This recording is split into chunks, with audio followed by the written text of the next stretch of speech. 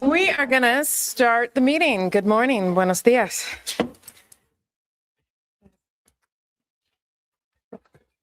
We will pass it to the clerk for roll call. Supervisor Cano. Here. Supervisor Christie. Supervisor Hines. Supervisor Scott. Here. Chair Allen. Here. Let the record show that Supervisor Christie and Supervisor Hines are not present. They are both running late, so they will be joining us.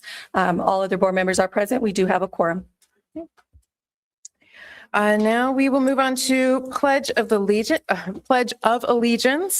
We have Terry Tillman, Planner 3 from Pima County Development Services. Good morning, Chair Allen and Board of Supervisors. If I might just invite up my 3 favorite people in the room, that would be Eliani, Zoeli, and Luis Joaquin to join me in the pledge.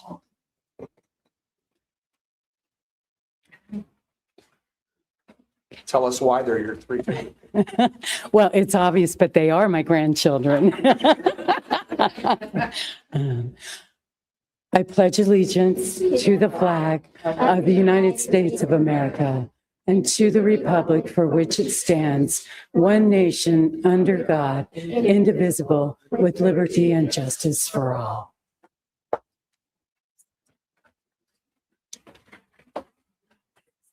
Thank you all. Now we'll move to our land acknowledgement statement that is going to be offered by Kim Fitch, who is the chair of the Pima County Tucson Women's Commission and the District 3 appointee to it. Thank you so much. On behalf of Pima County residents, we honor the tribal nations who have served as caretakers of this land from time immemorial and respectfully acknowledge the ancestral homelands of the Tohono O'odham Nation and the multi-millennial presence of the Pasca Yaqui tribe within Pima County. Consistent with Pima County's commitment to diversity and inclusion, we strive toward building equal partner relationships with Arizona's tribal nations. Thank you very much. Do you want to give us any updates about the happenings of the Women's Commission? I absolutely would love to. I am the chair of the Pima County Tucson Women's Commission.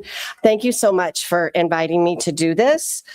We are an organization that promotes, educates, and advocates for all things for women and girls throughout Tucson and Pima County.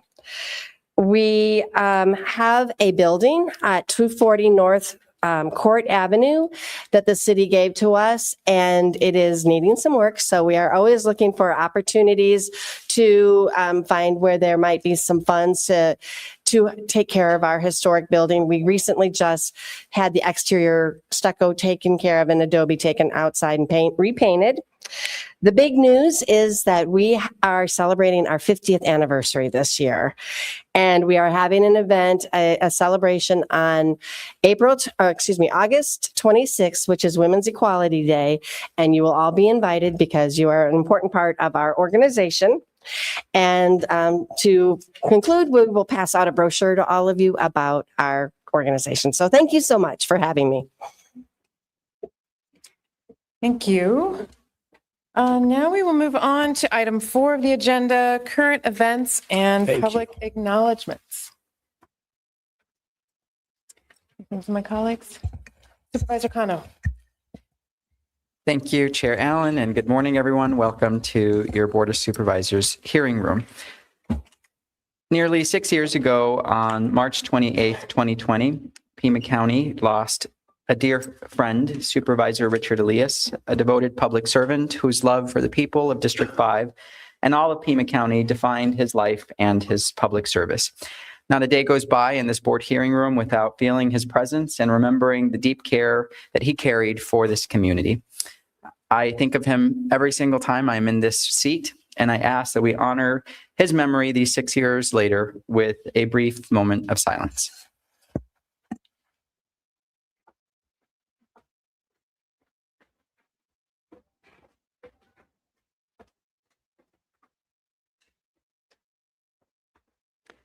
Thank you, Chair.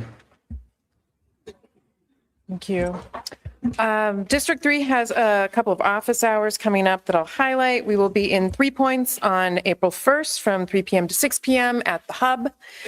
We will be in Arivaca on April 4th from 9 a.m. to 11. This says 11 p.m., but I don't think that's true. I would say it's 9 a.m. to 12 p.m. At the Marion's Farmers Market. And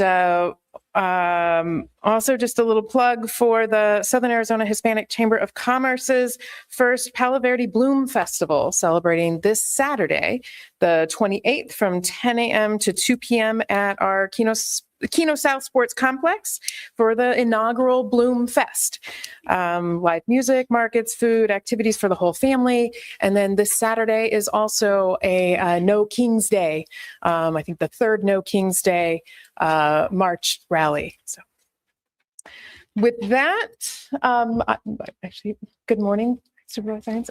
Any announcements? Okay, then we will go to agenda adjustments with the clerk. And Chair Allen, for the record, Supervisor Hines has joined today's meeting.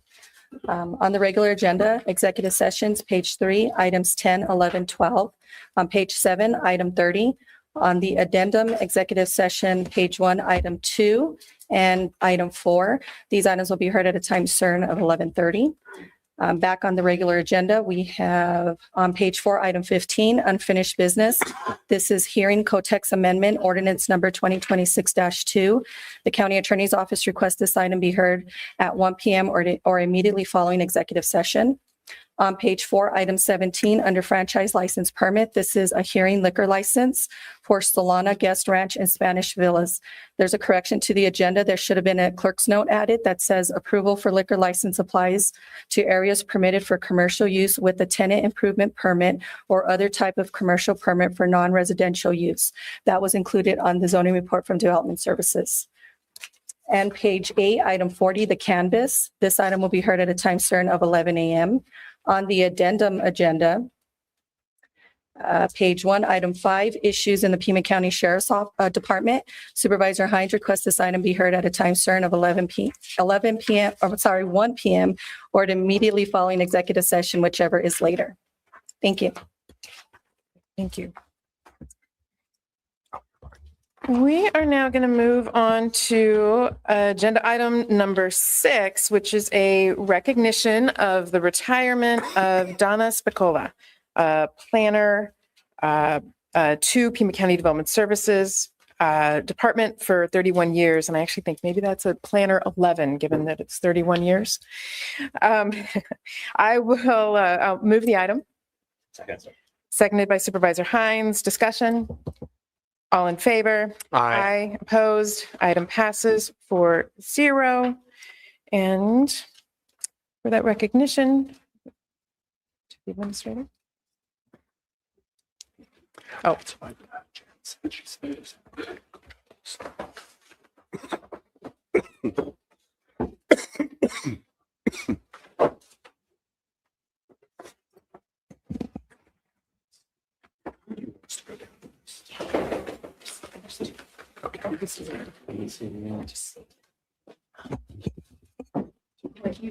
Carmine, you know this lady. I'll just. I sure do.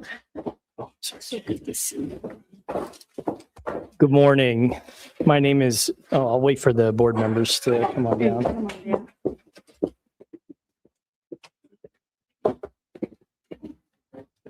Good morning. My name is Carmine DeBonis. I'm a deputy county administrator. I've had the pleasure of knowing Donna the full 31 years that she's worked at the county.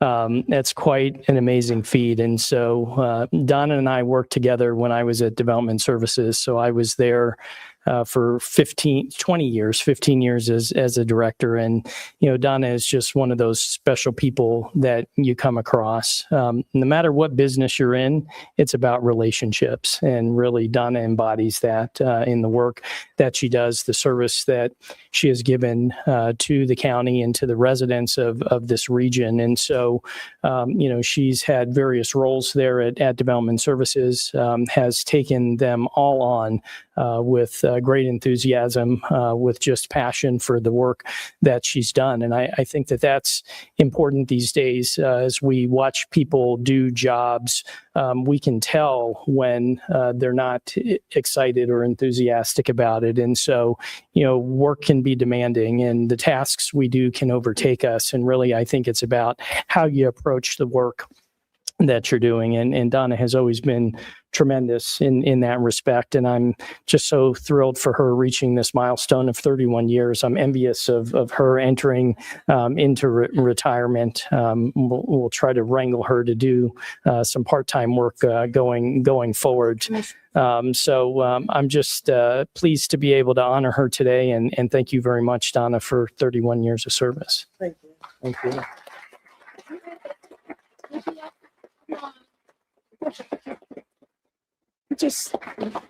Just real brief, I just want to thank everybody that I've worked with, all the various departments. They've just been fantastic throughout the years. And thank you. Thank you. Best to you. Thank you so much. Thank you. And now I know we've got it here.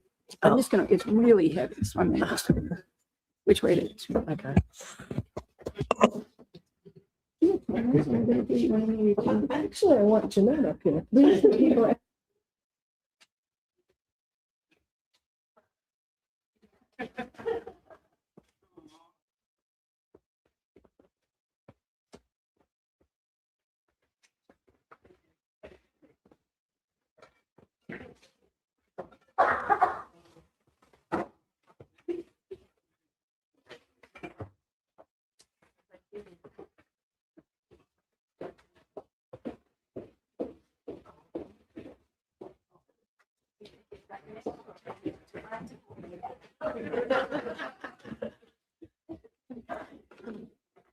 Yeah. While we got everybody down there, we're going to do item number 7, which is also recognition of retirement of Terry Tillman, who we'll invite to come back up. Terry is a Planner 3, Pima County Development Services Department, and recognition of her 25 years of service. I'll move the item. Second. Seconded by Supervisor Cano. Discussion. All those in favor? Aye. Aye. Opposed? Passes 4-0. What's the grandbaby? Bring the family. Everybody up. Please. And the birthday girl too. And the birthday girl. I like this. Nice one. You would be good.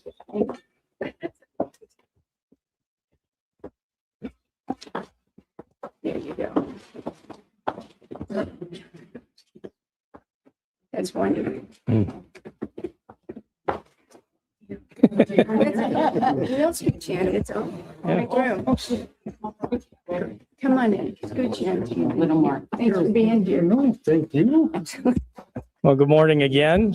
So a great honor to acknowledge Terry today. And I think you can see from 31 years for Donna and 25 years for Terry that we've got really dedicated folks at Development Services Department and really across the entirety of the county. I mean, you'll meet people who are just tremendous. And, again, building on that theme of, relationships, it's about people.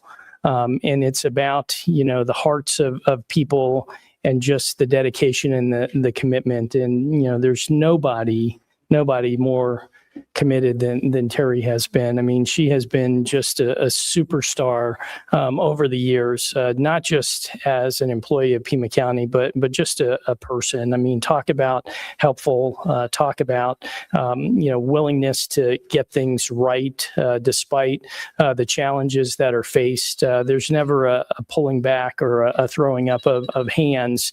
It's let's roll up sleeves and figure out how to do things. I think you'll see right from the family that's in attendance today that means a tremendous amount to Terry. She's a dedicated mom and spouse and grandmom, and just a little secret. She's a tremendous caterer, and so that is her side gig. So whenever there are you catering your own retirement? Because whenever there's events, holiday parties or potlucks or retirements or other celebrations, Terry just rolls out an amazing spread. And just, I couldn't be happier for you at this stage to be able to spend time with all these lovely people that surround you. So congratulations on 25 years. Thank you. Thank you. I will. Well, it gives me great privilege and to just stand here in front of you today, and it's just a real honor to be acknowledged. Uh-oh. Don't cry. Thank you to Pima County. Pima County's been very good to me. And so I've had a wonderful career. Every time there was an opportunity, I took it. And I still look for those opportunities on my way out the door. And I have enjoyed learning land use. You always learn something new. So I have thoroughly enjoyed working for the county. I'm very thankful. I'm very blessed. And obviously, I couldn't do any of it without my rocks right here, my steady son who has been there the entire time. And with the love of my life and the rest of our family, I am just so grateful to stand here today, and yay for me.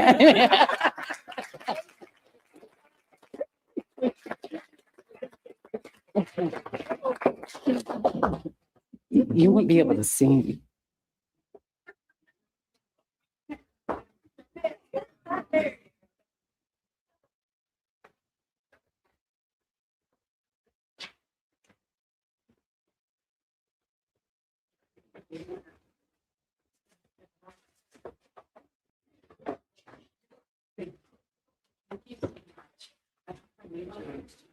Really easier with all of my wonderful recommendations. Thank you so much. Thank you. Thank you. Thank you.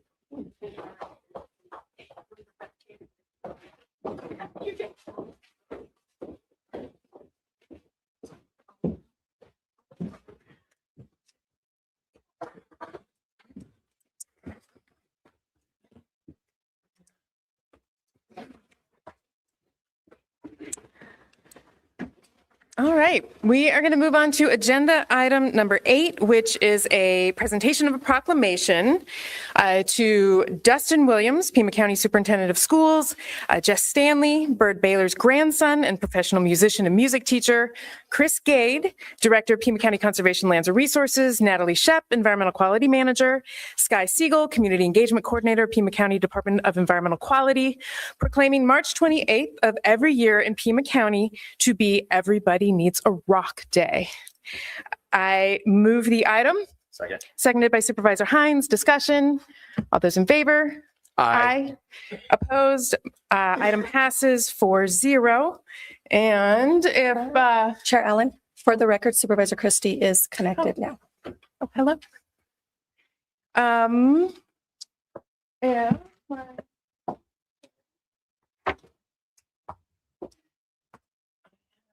My rock. Yeah, please join me.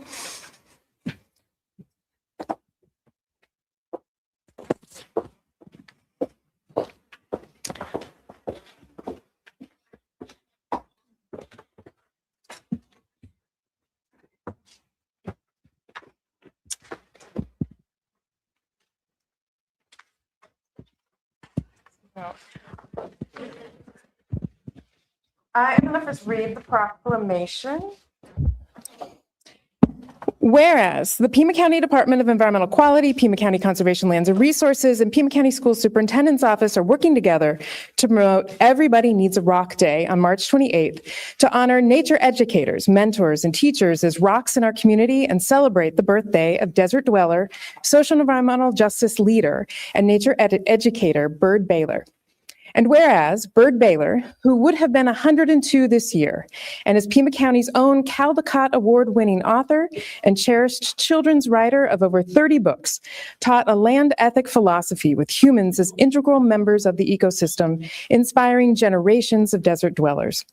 And whereas Pima County's community members, policymakers, and leaders empower youth and adults to open their eyes, minds, and hearts to actively protect the desert environment and seek nature-based solutions. And whereas 2026 marks the 25th anniversary of the Sonoran Desert Conservation Plan, built on the understanding that healthy desert habitats are essential to support community vitality, wellness, and quality of life. And whereas county residents are encouraged to deepen their connection with nature by engaging in environmental education and stewardship programs such as guided hikes, field trips, wildlife watching, nature drawing and journaling, and volunteer invasive species removal and habitat restoration events. Now therefore be it resolved that the Pima County Board of Supervisors hereby proclaims March 28 every year in Pima County to be Everybody Needs a Rock Day, and urges students, parents, teachers, mentors, librarians, administrators, community leaders, schools, and school districts in Pima County to celebrate Bird Baylor's birthday and encourage everyone to support healthy desert habitats, nature educators, teachers, and other community rocks on this day and every day, passed and adopted this 24th day of March 2026. Thank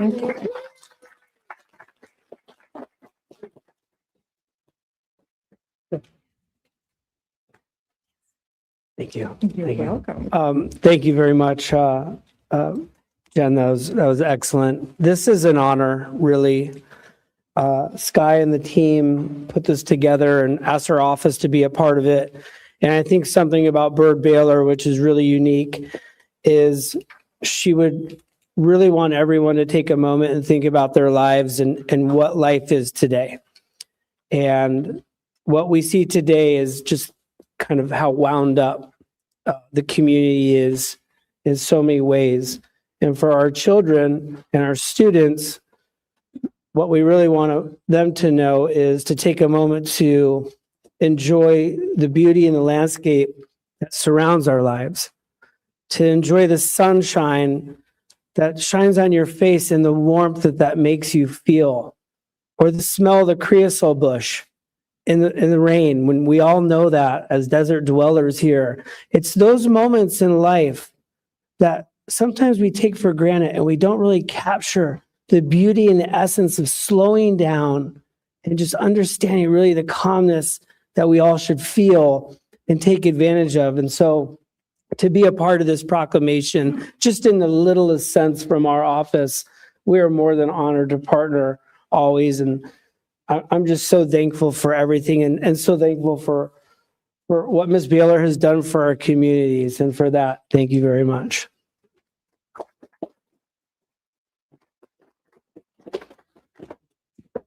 So on behalf of the Conservation Lands and Resources Department, I'm pleased to honor Bird Baylor and recognize the impact she and her books continue to have in celebrating the beauty in ordinary things. Having this proclamation come this year in the 25th anniversary of the Sonoran Desert Conservation Plan is really appropriate, and I'm excited to have been part of this celebration. Her book, Everybody Needs a Rock, is used in so many classrooms to encourage connection with the natural world. And through her writings and actions, Bird Baylor promoted environmental stewardship for all and respect and compassion for all people, values that are very important to Pima County and CLR in particular.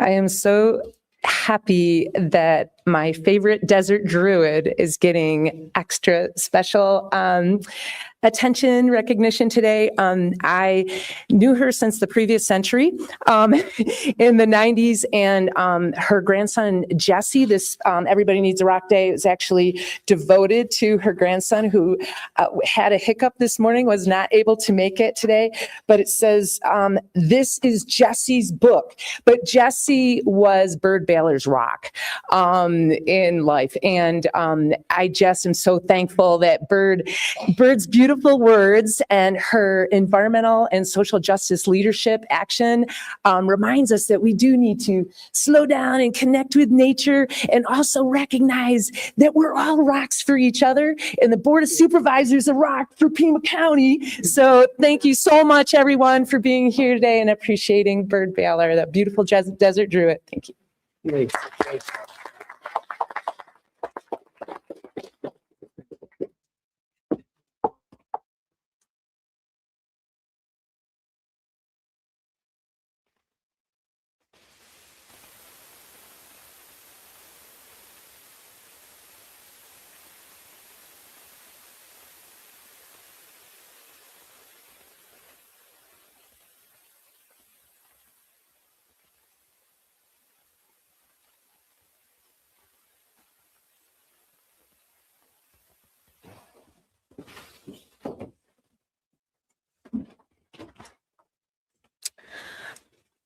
we are going to jump to addendum item number 1 now, which is a presentation of a proclamation to Dee Dee Conan, Shannon Riggs, and Jennifer Radler, co-founders of Pop Cycle, proclaiming the month of March 26th to be Pop Cycle Appreciation Month. Supervisor Kano? Thank you, Chair Allen. I'll move the item. Second. Seconded by Supervisor Hines. Discussion? All in favor? Aye. Opposed? Motion passes. Item passes 5-0, and I will pass it to Supervisor Kano.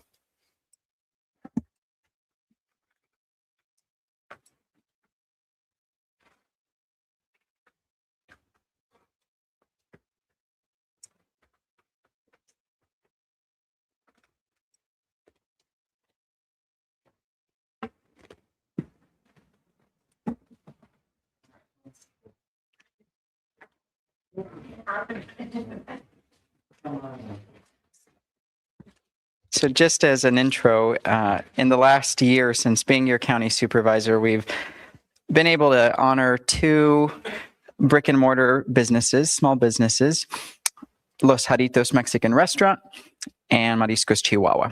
This is the first retail store that we recognize in District 5, and it is an honor to do so.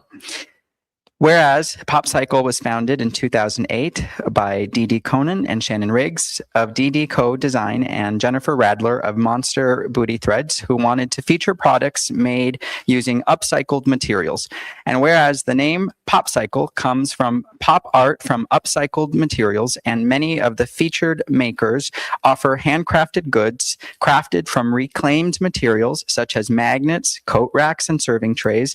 And whereas Pop Cycle is approaching 18 years of operation, is currently featuring 110 local artists in the shop, and over its 18 years has featured over 600 local artists.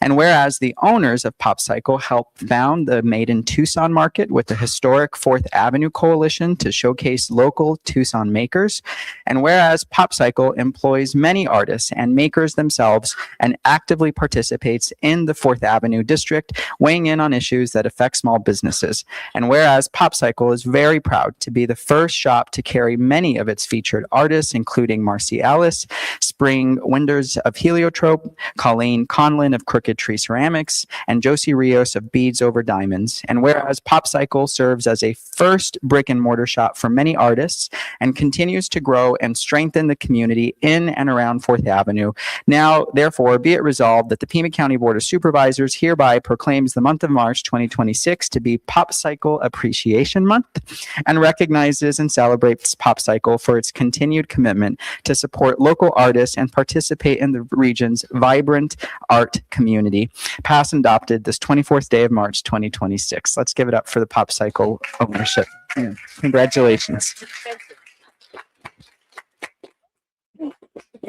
Oh, none of us are public speakers. We are super honored and grateful to all of our artists, our community. I'm super grateful to our partners here who have led and guided me all the way. We're grateful to build community with you and all of the makers and our neighbors in the district. And anyway, it's such an honor, and thank you so much. We wouldn't be here with everyone's support. Anything else? And we're going to take a further discussion.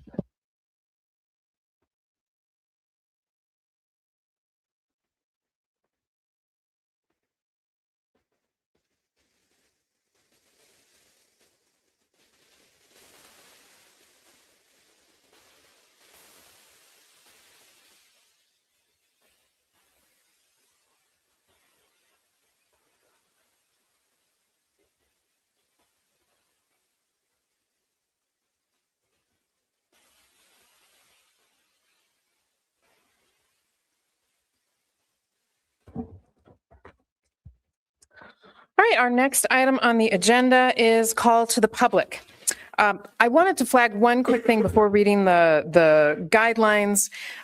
We have a lot of hearings today, so I just want to make sure that people have completed the correct card. If you're here for call to the public, the speaker's card is green. If you're here for one of the hearings, the speaker's card to fill out is yellow.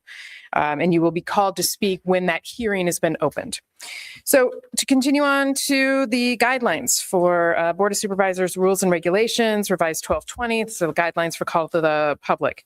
Citizens attending meetings shall observe rules of propriety, decorum, and good conduct. Any person making personal, impertinent, or slanderous remarks or who becomes boisterous while addressing the board may be removed by the sergeant at arms if directed by the chair. Such person may be barred from further audience before the board. Unauthorized remarks from the audience, stamping of feet, whistling, yells, and similar demonstrations shall not be permitted by the chair, who may direct offenders from the hearing room.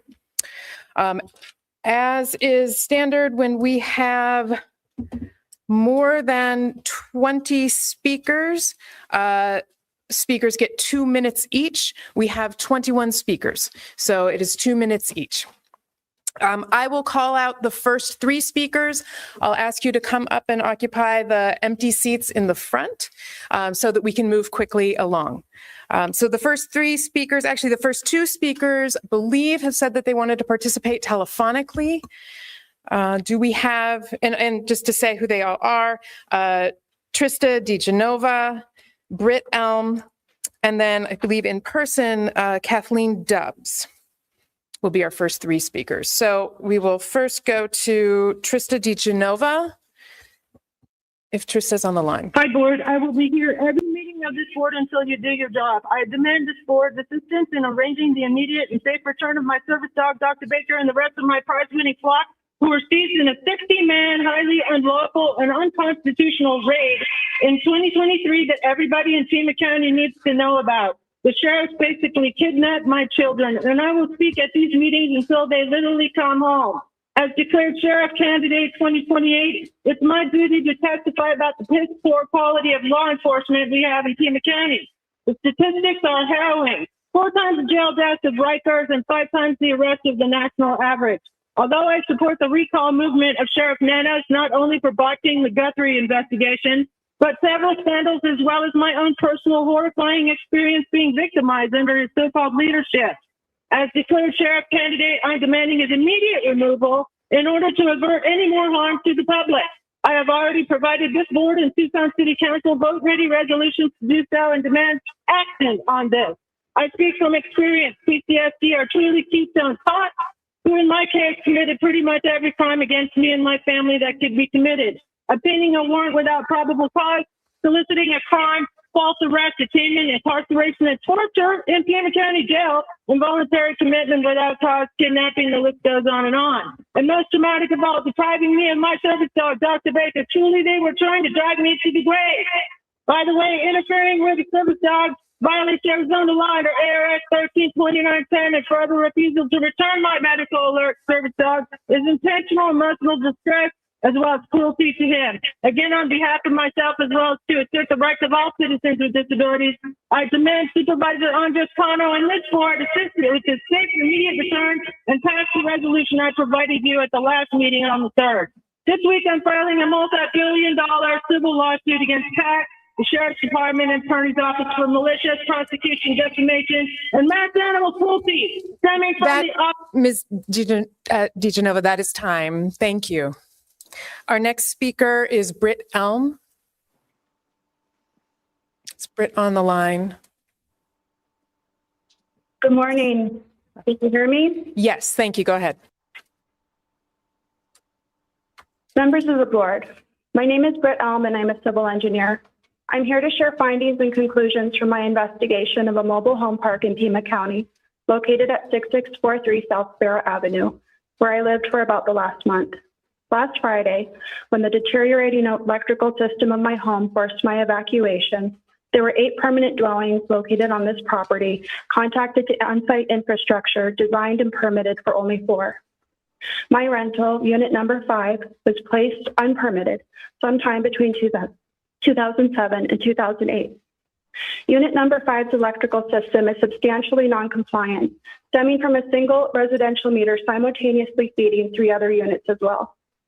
The 50-amp service from the residential meter feeds an ungrounded 30-amp breaker, in turn energizing an ungrounded, delisted stab lock electrical panel with a loose faceplate.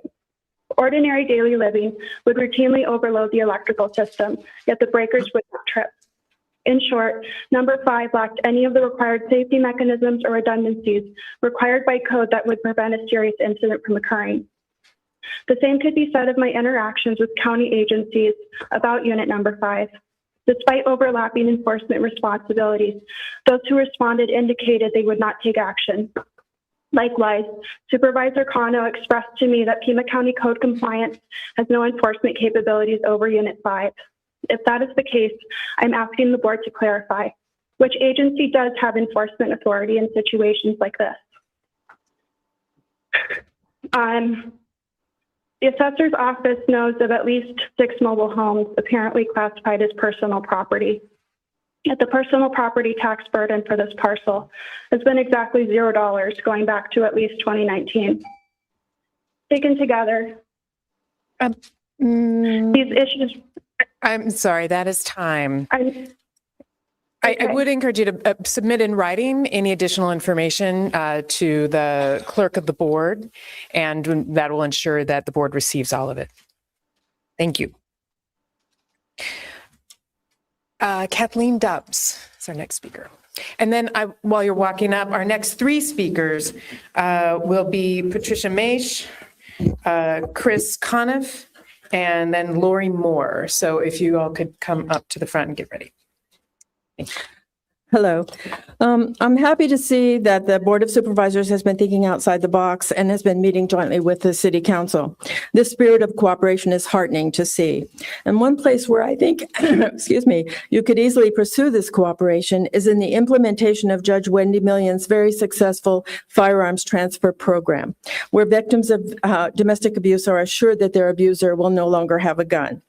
There are a couple of ways they've become a prohibited possessor. The judge will order it. And the problem is, without enforcement to make sure that the person who has been ordered to surrender actually does give up their gun, their life is in danger, along with possibly their children. And you may not know this, but more than half of all mass shooters have been convicted of their domestic abusers, or they kill someone in their family while they go on their rampage. So in other words, getting the guns out of the hands of domestic abusers will make us all safer. So Judge Wendy Million had this, oh dear, grant, which is ending in June. We know that this will make people safer.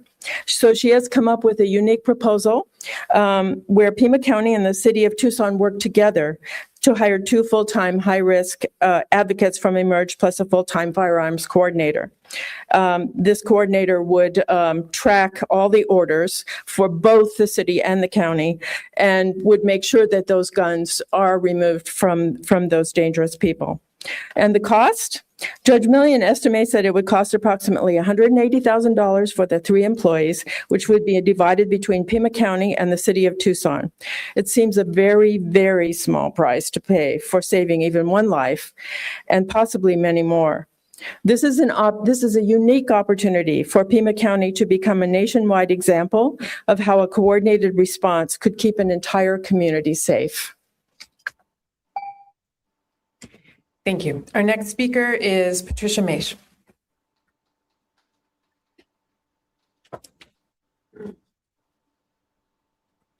Good morning. Thank you for letting us speak today. I am following on the footsteps of Kathleen. 1 in 4 women and 1 in 7 men are victims of domestic violence. In Pima County, it's estimated that the cost of domestic violence is $200 million to $300 million per year. And that includes ER, hospital visits, 911 calls, officers responding, courts, shelters, advocacy services. So if you can save even one life and save money by doing this in the cost of what domestic violence costs, I urge you to do this, if not for fiscal responsibility, for moral responsibility. And as a witness to 6 murders and 13 attempted murders, I feel like this is a mandate to me, and that I will speak to you, and hopefully you will listen and take action. Thank you. Thank you. Our next speaker is Chris Conniff. Good morning. I've spoken to you several times over the years about Sheriff Nanos. His horrific stewardship continues. I left 4 years ago. I don't even recognize the department. The people left. You have rookies training rookies. You continue to build houses and apartments in the county. They continue to lose bodies at the department. It's going to increase calls for service and inadequate coverage for our citizens. This department is being led by somebody that apparently started his whole career through lies, through a mission. He's wrapping up his career with perjury committed during a recent deposition concerning a sergeant with the department. It's hard to watch. It really is. I'm not sure who of you know someone in the department, but I know a lot of people still at the department, and it's troubling to say the least, and upsetting to me personally. It's gotten to the point where people just have no choice but to leave. It doesn't matter how much money you throw; they're not going to stay there under the current command staff. It's dire. I've sat here a couple different times when Sheriff Nanos has spoke, and he's not forthcoming about why people are leaving that place. It's gotten to the point where even local clowns are protesting his rule, and I don't see how the department can sustain itself. I really don't. I know there's a statute that you folks can enact, and I encourage you to do so and put him under oath. I know exactly what's going to happen, and I'm sure you have a pretty good guess what's going to happen as well. Thank you for your attention, and stop raising property taxes, please. Have a good day. Thank you. Our next speaker is Lori Moore. Oh, and I'll say, sorry, pardon me, Ms. Moore. The speakers after Ms. Moore are Aaron Cross, Corey Stevens, and Robert Royce. Let's go ahead. Good morning. My name is Laurie Moore. Sheriff Nanos is currently in the process of being recalled. As a person helping to collect signatures, the mere mention of his name gets the clipboard snatched out of my hands, followed by, "Give me that. This guy has got to go."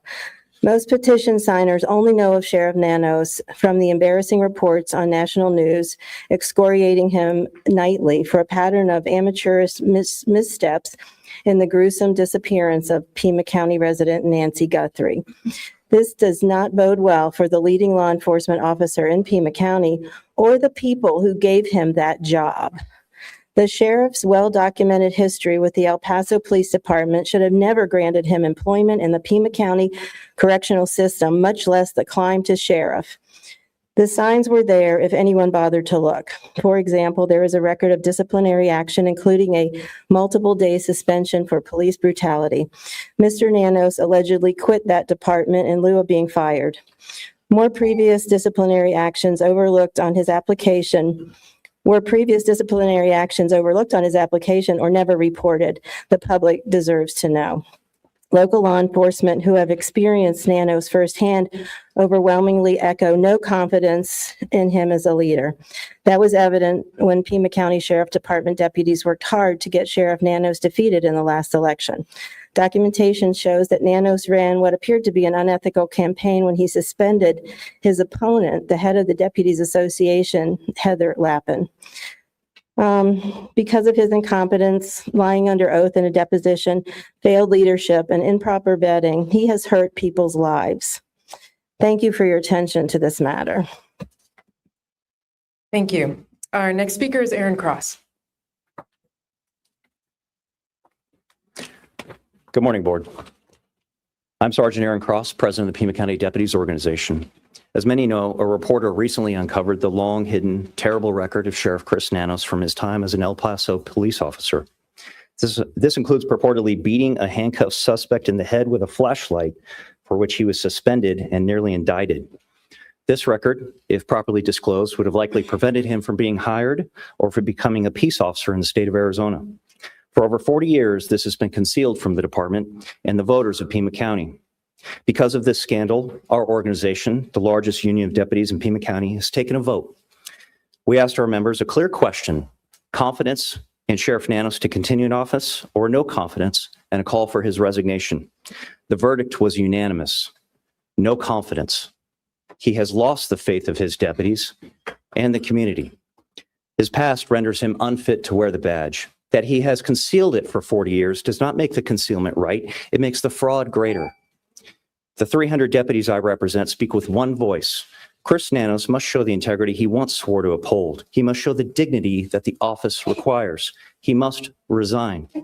If he will not, then I ask this board charged with oversight to exercise every authority vested in you. The power of this board should be used, not for comfort, but for accountability. There are moments in the life of a community when those entrusted with authority must stand firm against those who abuse it. This is such a moment. We ask that this board have the courage to support Supervisor Hines' item. Pima County and the nation is watching. Thank you. Thank you. Our next speaker is Corey Stevens. I'm here to ask that the entirety of this board support the measure to hold accountable, open an investigation into, call to question by legal means, in fact, that Sheriff Nanos lied under oath in a sworn deposition about his previous work history and subsequent discipline thereof, which is misrepresentation of office. Misrepresenting background, one might be subject to criminal investigation or official misconduct proceedings, which can trigger vacancy. Facts. Chris Nanos' less than stellar 6-year career with El Paso PD earned him quite a rap sheet, earning 8 suspensions. Nanos resigned in lieu of termination, unfortunately found his way to Arizona. Questions that must be asked. In '83, when he was hired as a Pima County Corrections Officer, how did HR not vet him properly?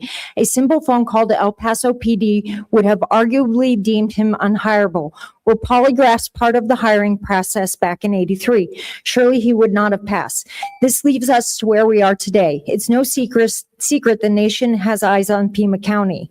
We have a sheriff who has numerous lawsuits, an FBI RICO investigation, deputy on deputy rape case, a pattern placing campaign opponents on leave. He has created a hostile work environment where in many cases officers or deputies question or disagree his actions or decisions. Retaliatory actions such as duty reassignment in most egregious circumstances, demotion are sure to follow. What is at stake? Officers and deputies have been and are leaving the department en masse. A once nationally revered department has now become a training facility for officers to join other departments and agencies in the area and state. Precious resources lost, financial, employee, and most importantly, the loss of human life itself. If he is willing to lie about his background, what else has he lied about in the past 40 years? It is on your onus to right the ship. Thank you. After Mr. Robert Royce, we will hear from Mary Elizabeth Pollard, Reyes Suarez, and Jamal Gibbons. So, Mr. Royce. I prepared a 3-minute political presentation. I'm not going to try to present it in 2 minutes. I'll just embarrass myself. I will present the essence of it at the next city council meeting in 3 minutes. But let me take this opportunity to endorse Mr. Gutierrez's recall petition. I sat in this room and watched Sheriff Napier stand at this spot 5 or 6 times. He was always serene, honest. There was no nervous energy. And he was very respectful to this board. And then I watch Sheriff Nanos. He's a bundle of nervous energy. He's totally disrespectful. The contrast was just unbelievable. And I never voted for Sheriff Nanos. So I endorse Mr. Gutierrez's petition. I'm going to be busy putting my own Jefferson party on the city ballot this year, which requires 2,000 signatures. So I won't be collecting signatures, but I will sign Mr. Gutierrez's petition, and I encourage everyone to do the same. Thank you. Thank you. Mary Elizabeth Pollard. Thank you, Chair Allen and supervisors, for the opportunity to speak. My name is Mary Elizabeth Pollard, and I'm a member of the League of Women Voters of Greater Tucson. The League's president, Betsy Boja, was unable to attend this morning, so it is my privilege to use her words in reflecting our position and our request regarding the Domestic Violence Firearms Technical or Transfer Program, which we happen to call DEFTAP. And Kathy Dubbs, my predecessor, described it very, very well. DEFTAP was created in 2021 by a Department of Justice grant that was awarded to the Tucson City Court Violence Court.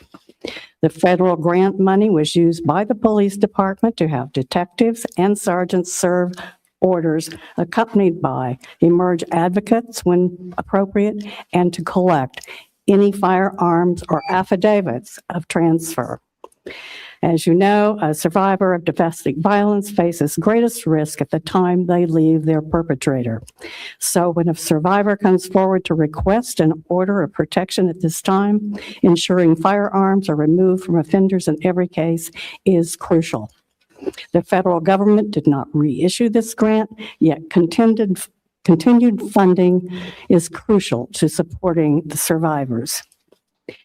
DEFTAP was designed to be able to be extended with its life-saving work with firearms transfer by building on this program and extending it to every court in Pima County and expanding the capacity to work within law enforcement across our counties.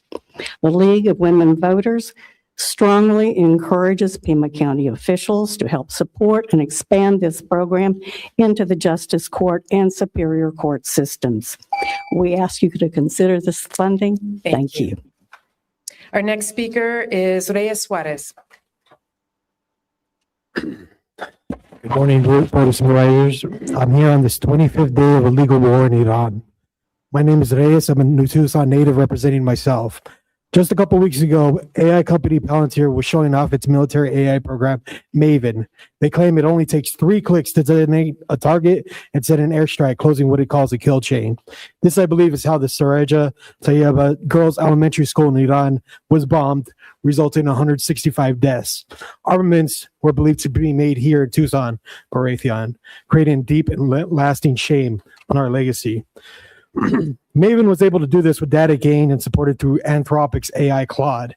Here at home, Anthropic was given an ultimatum by the Pentagon: allow its AI to self-determine and close its own kill chains without human oversight, as well as allow Claude to engage in mass surveillance for our domestic population. Anthropic denied the Pentagon, losing out on over $200 billion contract. Sam Altman's OpenAI ChatGPT gleefully stepped in order to accept those terms. This is how big tech and our government operate. The federal government butters them up with beyond expectation contract and imposes last-minute terms to get the company to walk back on its morals. Google, Meta, Reddit, Discord all caved when the government came demanding they disclose users' names, emails, phone numbers, and other identifying info for criticizing ICE and this administration. These weren't judicial warrants either, mind you. Under normal circumstances, those companies were supposed to disclose warrant users in advance so they can have a chance to appeal the subpoena. But again, when the government came knocking, big tech happily complied. So I ask you, what makes you think our ALPR and other surveillance data is anyway secure going off this pattern behavior? We know that at least one company is a deep partnership with DHS, multiple sightings of ALPRs disguised as traffic barrels, vehicle trailers, and even salvados all along our highways. What if DHS leans on them for disclosure for jurisdictions it does not have access to? Are they willing to risk out billions in contracts to the federal government to protect the sovereignty of ours? Not to mention if they already have backdoors in these systems. Cancel these AI surveillance. Thank you. Thank you. After our next speaker is Jamal Gibbons, and after Jamal, we'll hear from Chris Rebo, Rye Whalen, and Bill Anastopoulos, and Steve Stratgulius. And apologies if my pronunciation is off. Jamal. Good morning. Thank you, Chair and Supervisors. My name is Jamal Givens. I'm with Liberty Partnership Community Council, a prevention organization known in the streets as LPKNC. We work with youth to prevent substance misuse and promote mental health and wellness and youth development. I first want to thank you all for investing in the opioid settlement dollars. We were in the competitive process and were awarded some of those dollars to impact our community positively, and especially our youth. and just excited to share with you all the importance of prevention. You all in the city have been doing good work at doing work with treatment and recovery and support, but I also want to remind you that prevention is just as important. When we look at mental health, when we look at violence, they're connected.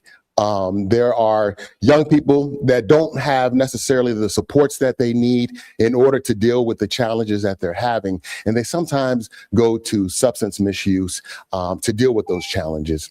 The other thing to share with you is that mental health is so prevalent for our young people today that even we have youth going and preparing to go to the state legislature tomorrow to talk about making sure that mental health stays in the schools. So ultimately, the reason I'm here to say is that we're here for the community. We like your continued support, and thank you all for investing in not only treatment and recovery, but don't forget about the little brother, prevention. Thank you. Thank you. Chris Rebo. Thank you, Bobby. Thank you, Bobby. Thank you, Christine. Appreciate the comments. Thank you. Hi, I'm Chris Rebo. I'm against the Solana Guest Ranch. They just got a temporary liquor license, and they shouldn't even be there. They're basically utilizing all the water, making too much noise, keeping the neighbors awake. My house is backed up to their property. When they throw these parties, I could hear the vibrations from the base, shaking the walls and the windows. And they're using all the groundwater. I have a well that's drying up, and I'll be in the shower and I have to wait sometimes 5 minutes or so for water to keep trickling back out to finish my shower. And they put in a koi pond, which they said is a retaining basin, and they're pumping the water right out of the ground. I'm against everything they're trying to do, and they shouldn't even be there. Thank you. Thank you. Our next speaker is Rye Whalen. Good morning, members of the board and Supervisor Christie. I'm a resident of Corona de Tucson, and as one of your constituents, I'm here to share concerns about the current lack of infrastructure and investment in the community that I live in. Recently, we sold land for a data center, and that's what specifically this is about. There's often an expectation that individuals can pull themselves up by their bootstraps. However, that idea can only hold true when the basic conditions for opportunity exist. In Corona de Tucson, those conditions are completely absent. There are no meaningful incentives to start a business, support local commerce, and essential amenities like a park or a grocery store. My children don't know what a park is because we can't walk to one, so we have to drive. There's also no public transit. Despite the passage of Propositions 418 and 419, residents in my area, specifically along Houghton Road, have been told that no meaningful improvements will occur for the next 20 years. At the same time, there's been no communication from the Southeast Area Council regarding how these funds will be dispersed to support our community.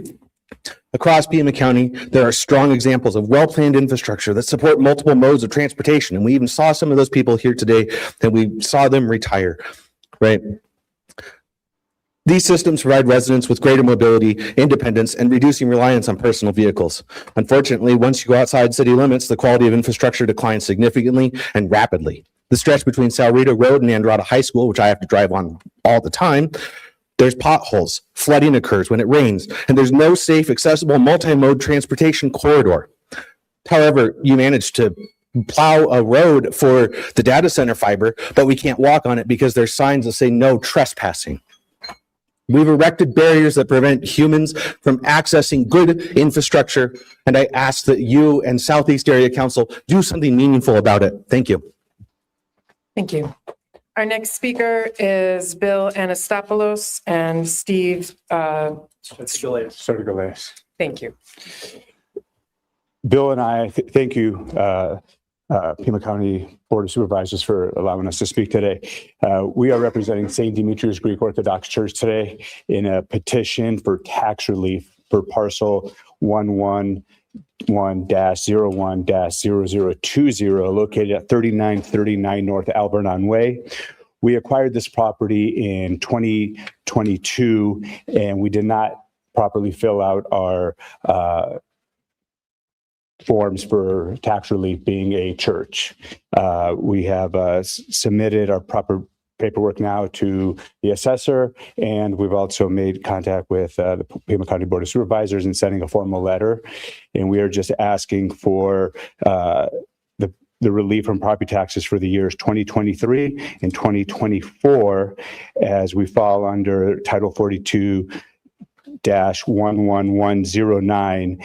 And we apologize for not completing the forms on time, but we're just looking for relief for those 2 tax years. Thank you. Thank you. Our next 3 speakers are going to be David Smith, Betsy Smith, and Reed Sperling.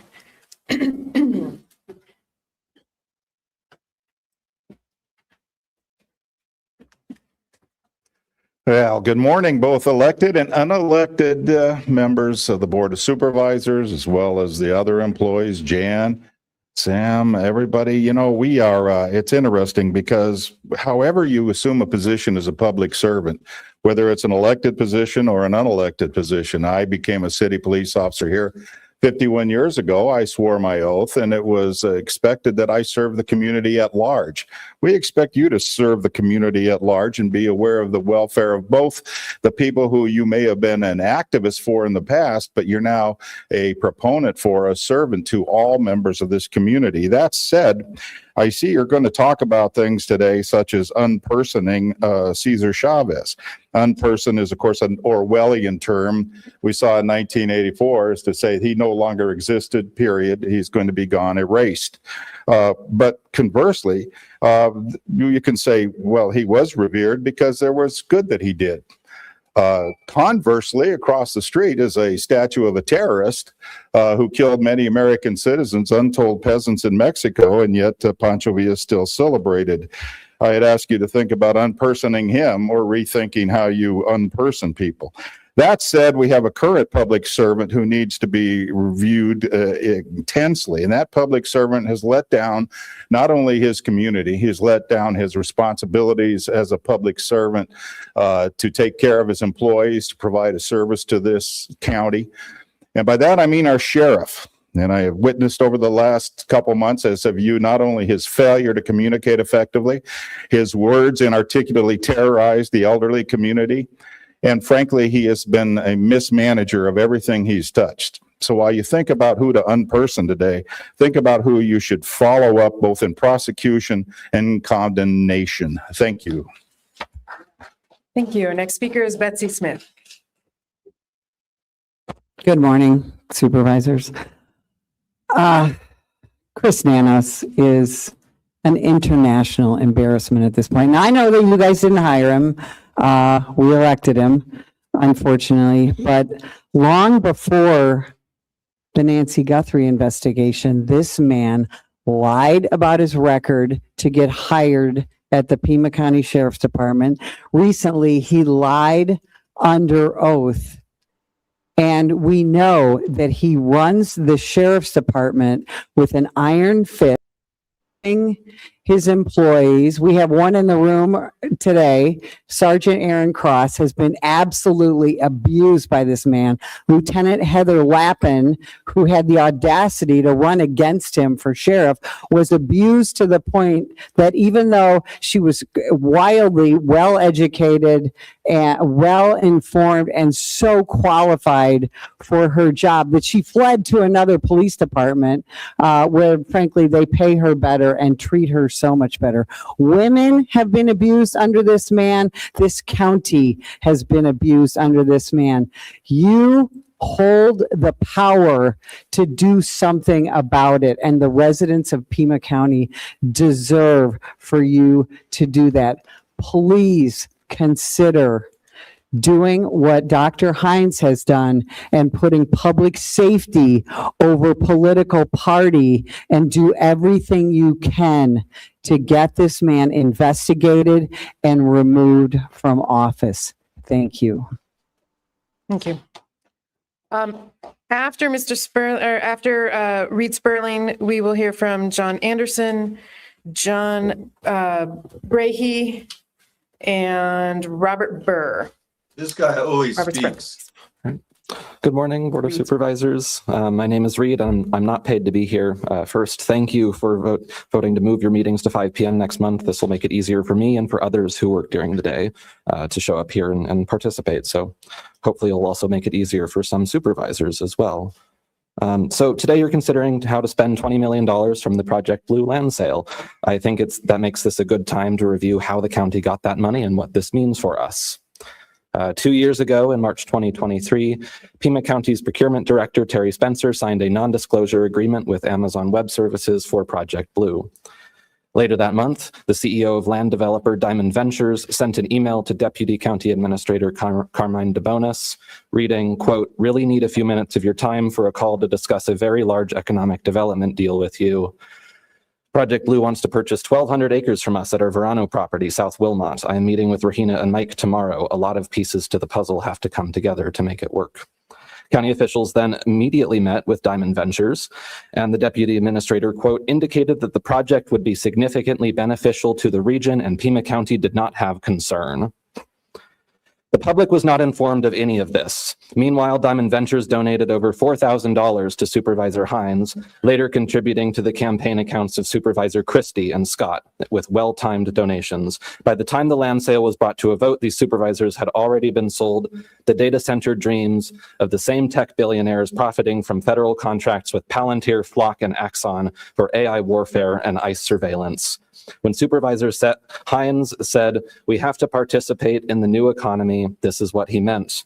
When Supervisor Scott visits the Pentagon with the CEO of Tucson Electric Power, this is why.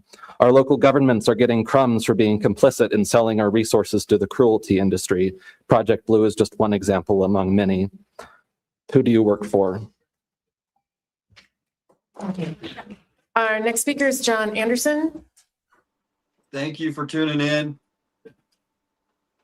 These speakers have been on Members point. of the board, my name is John Anderson. I'm an attorney. I represent Christina Brooks, who is present here today. I'm sorry, could you speak into the mic? Yes, Mary Thank you. And we're here to speak about item 27 on the consent calendar, the last bullet for Solana Properties. It's a special event permit for a liquor license that we are objecting to. There's numerous reasons for it. We're also going to be objecting to the permanent liquor license and agenda item 17 a little bit later. But essentially, the reason we are objecting is that Solana has been operating a guest ranch and a wedding venue improperly. They are using what they say is a conditional use permit. That use permit was issued back in the 90s. It would have been around for decades. And the theory that Solana uses is that, oh, we were grandfathered in because it's been in continuous use as a guest ranch since the 90s. That's not the case at all. There have been multiple instances where it has not been used for any non-conforming use for more than a year, including an entire 8 days less than a year that it was sitting owned by a bank and not being used by anybody. They were given approval in August of 2015 saying that they are non-conforming use, but that simply is not true. And in addition to this, they've been operating this guest ranch without approval. They shouldn't have been granted. We have raised this issue just recently to code enforcement. There are also numerous code violations that are occurring on the property, including noise complaints that can be heard more than 125 yards from the property line. Ms. Brooks is actually the adjacent property owner just to the south of this property where this liquor license is asked to be granted. And already we're getting noise complaints that can be heard at 125 yards away. There are violations that there is a koi pond that was put in there without a permit that is sucking up the water, and it's limiting the water table there. It's affecting the pumps that my client has for her well. There's light pollution, and they have lights that are aimed up into the sky in violation of the Pima County violation related to the light pollution ordinance. And I will be addressing more of this information in the agenda 17. Thank you. Thank you. Our next speaker is John Brahey.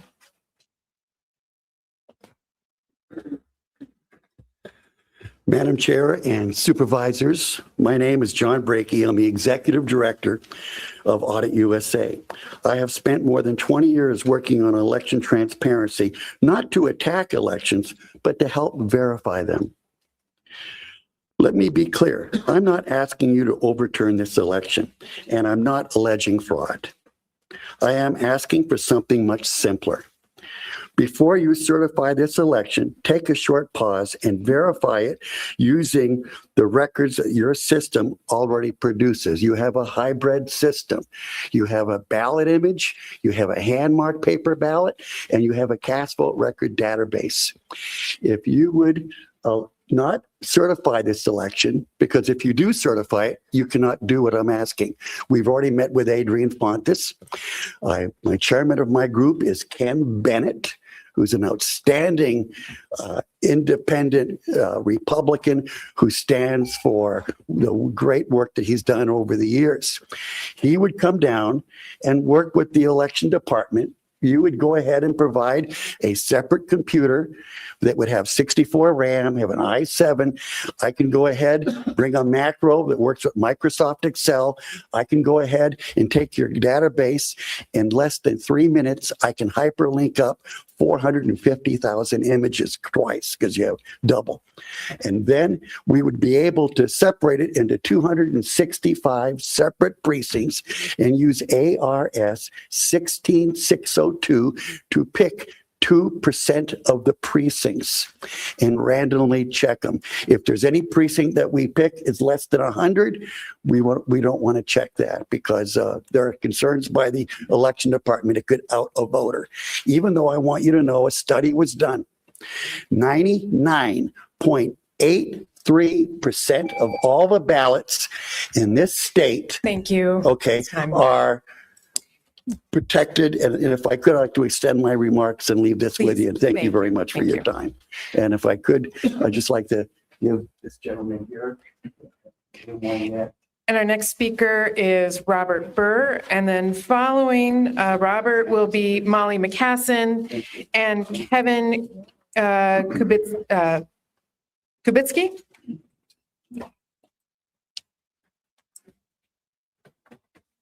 Is this yours? Does that belong to the gentleman or is that? Yes, that must have. That's Okay. Thank you. Okay, shall I begin? Please. My name is Robert Barr and I live in District 4, but have lived in Pima County for the last 20 years. The home I have is at 2000 North Kimberly Road. I've lived there for almost 10 years. I have 12 children, 10 of which live at home with me.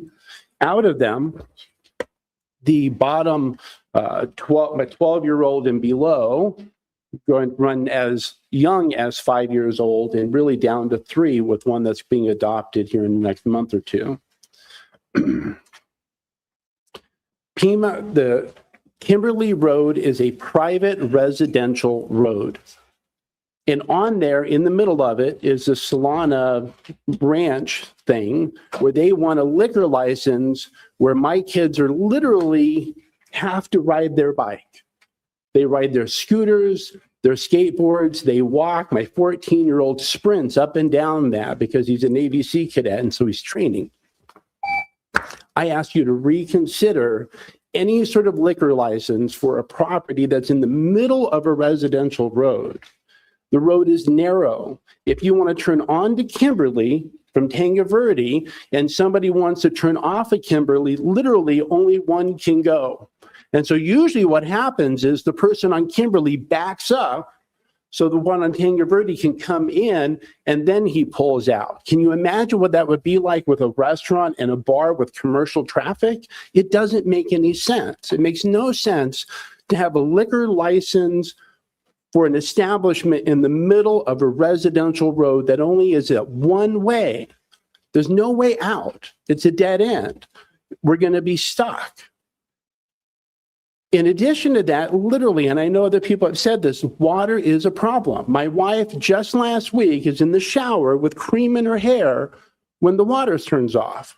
Why does it turn off? Because it lowers. Is that my 2 minutes? That's time. Thank you. I encourage you, please vote no, or at least put it off to study. Our next speaker is Molly McCassin. Good morning, all.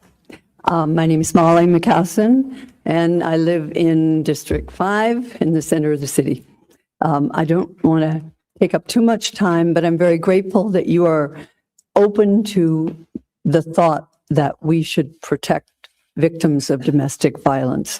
I'm here speaking not as part of the league, but as an individual who's been involved in trying to encourage government to do as much as they can in the area of gun violence prevention. So I want to remind us, though I don't really need to, that government has done very little, from the feds all the way down to this room. Your hands are always tied. We always hear that you can do nothing. This morning, I want to tell you there's something you can do. This is almost an unfunded mandate, these protective orders that are currently not being, served. This program, which Judge Millian devised and brought forward and carried out so beautifully for a year, is a program in which if you participate, you can do something to prevent gun violence. I hope you will. Thank you so much for your time. Thank you. And our last speaker is Kevin Kubitsky. Good morning, members of the board. My name is Kevin Kubitsky. I was asked to come down and speak, so forgive me, I wrote this pretty quick. Members of the board, I'm here to address leadership failure at its highest level in the Pima County Sheriff's Department and the need for independent review. This is about trust. When leadership loses it, the entire system weakens. Over a year ago, I submitted a public records request to the Sheriff's Department. It remains unanswered. Arizona law requires a prompt response. The failure alone raises concern. Before that request was, I was contacted by Internal Affairs at the direction of Sheriff Christopher Nanos and questioned about my political affiliation. I was asked whether I supported Heather Lappin and whether I had contact with Sergeant Aaron Cross. That line of questioning had nothing to do with misconduct. It had everything to do with politics. I raised objections. I stated clearly that Internal Affairs was being used improperly. I filed a complaint. I reported that I felt targeted and harassed. That complaint was dropped. No investigation, no outside review, no accountability. Shortly after, Aaron Cross and Heather Lappin were placed on administrative leave. That sequence matters. You cannot use Internal Affairs as a political tool. It destroys credibility. It chills speech. It creates culture of fear. Leadership is not situational. You do not turn it on and off. Inside the department, the message is clear. Deputies feel constrained. They fear retaliation. They are not operating with confidence. They're operating under pressure. This is not rumor. This is consistent feedback. The largest deputy organization has already taken a position, unanimous support for further scrutiny. This is not isolated. There are patterns, mere past conduct tied to federal RICO scrutiny in this county. When patterns repeat, you do not ignore them, you investigate them. Probable cause does not expire. The statute of limitations does not erase underlying conduct. When credibility concerns persist, the duty to act remains. I am asking for 3 actions. Initiate an independent investigation outside of Pima County, refer this matter to the U.S. Department of Justice for review, and force compliance with the public records law immediately. Thank you. Thank you. So I'm now closing call to the public. Would any board members like to do any of the following? Request staff to follow up on any matter from call to the public, request that an item be placed on a future agenda, or respond to a criticism. Supervisor Scott. Thank you, Chair Allen. I am familiar with Judge Millian's proposal from conversations that I've had with Mr. Humphrey, who is one of our appointees to the Board of Health. What I don't know is if Judge Millian has submitted her proposal for consideration by both the City Council and the Board of Supervisors. So I would ask the County Administrator to follow up with the City Manager to find out if Judge Millian has had communication with the City Manager's office, because as I understand it, she hasn't had communication with your office. Secondly, this is the 3rd meeting in a row where we have had items for petition for relief of taxes. And we heard some gentlemen address that. So this is the 3rd meeting in a row we've had these items. I requested 3 meetings ago that we get a report from whichever office is most appropriate for following up with the board to find out how we are communicating to eligible organizations that they can petition for relief of taxes. I would like the board to get that information. I don't think that that necessarily comes from the county administrator, but if Ms. Lesher, you could follow up with whatever offices need to get that information to the board, I would appreciate it.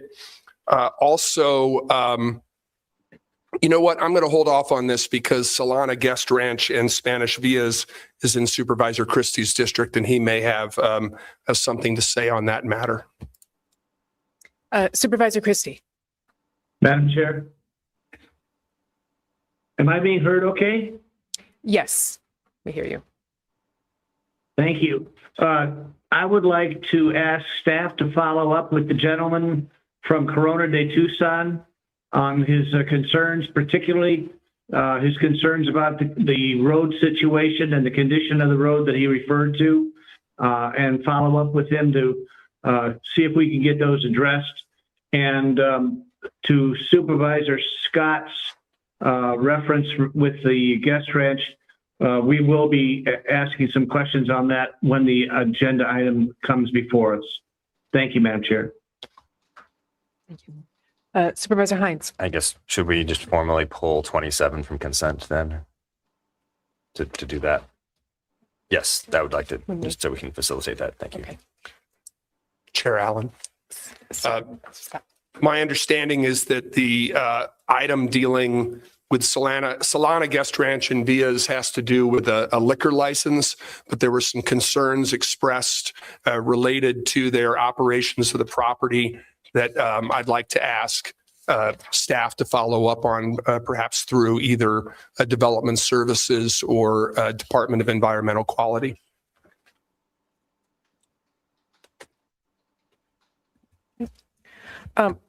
I would also just echo Supervisor Scott's question, direction to the administrator to look into the domestic violence firearms transfer program. It seems imperative that we figure out how, between us and the city and potentially other municipalities and our courts, from City Court, Justice Court, Superior Court, that we can sustain this incredibly important program.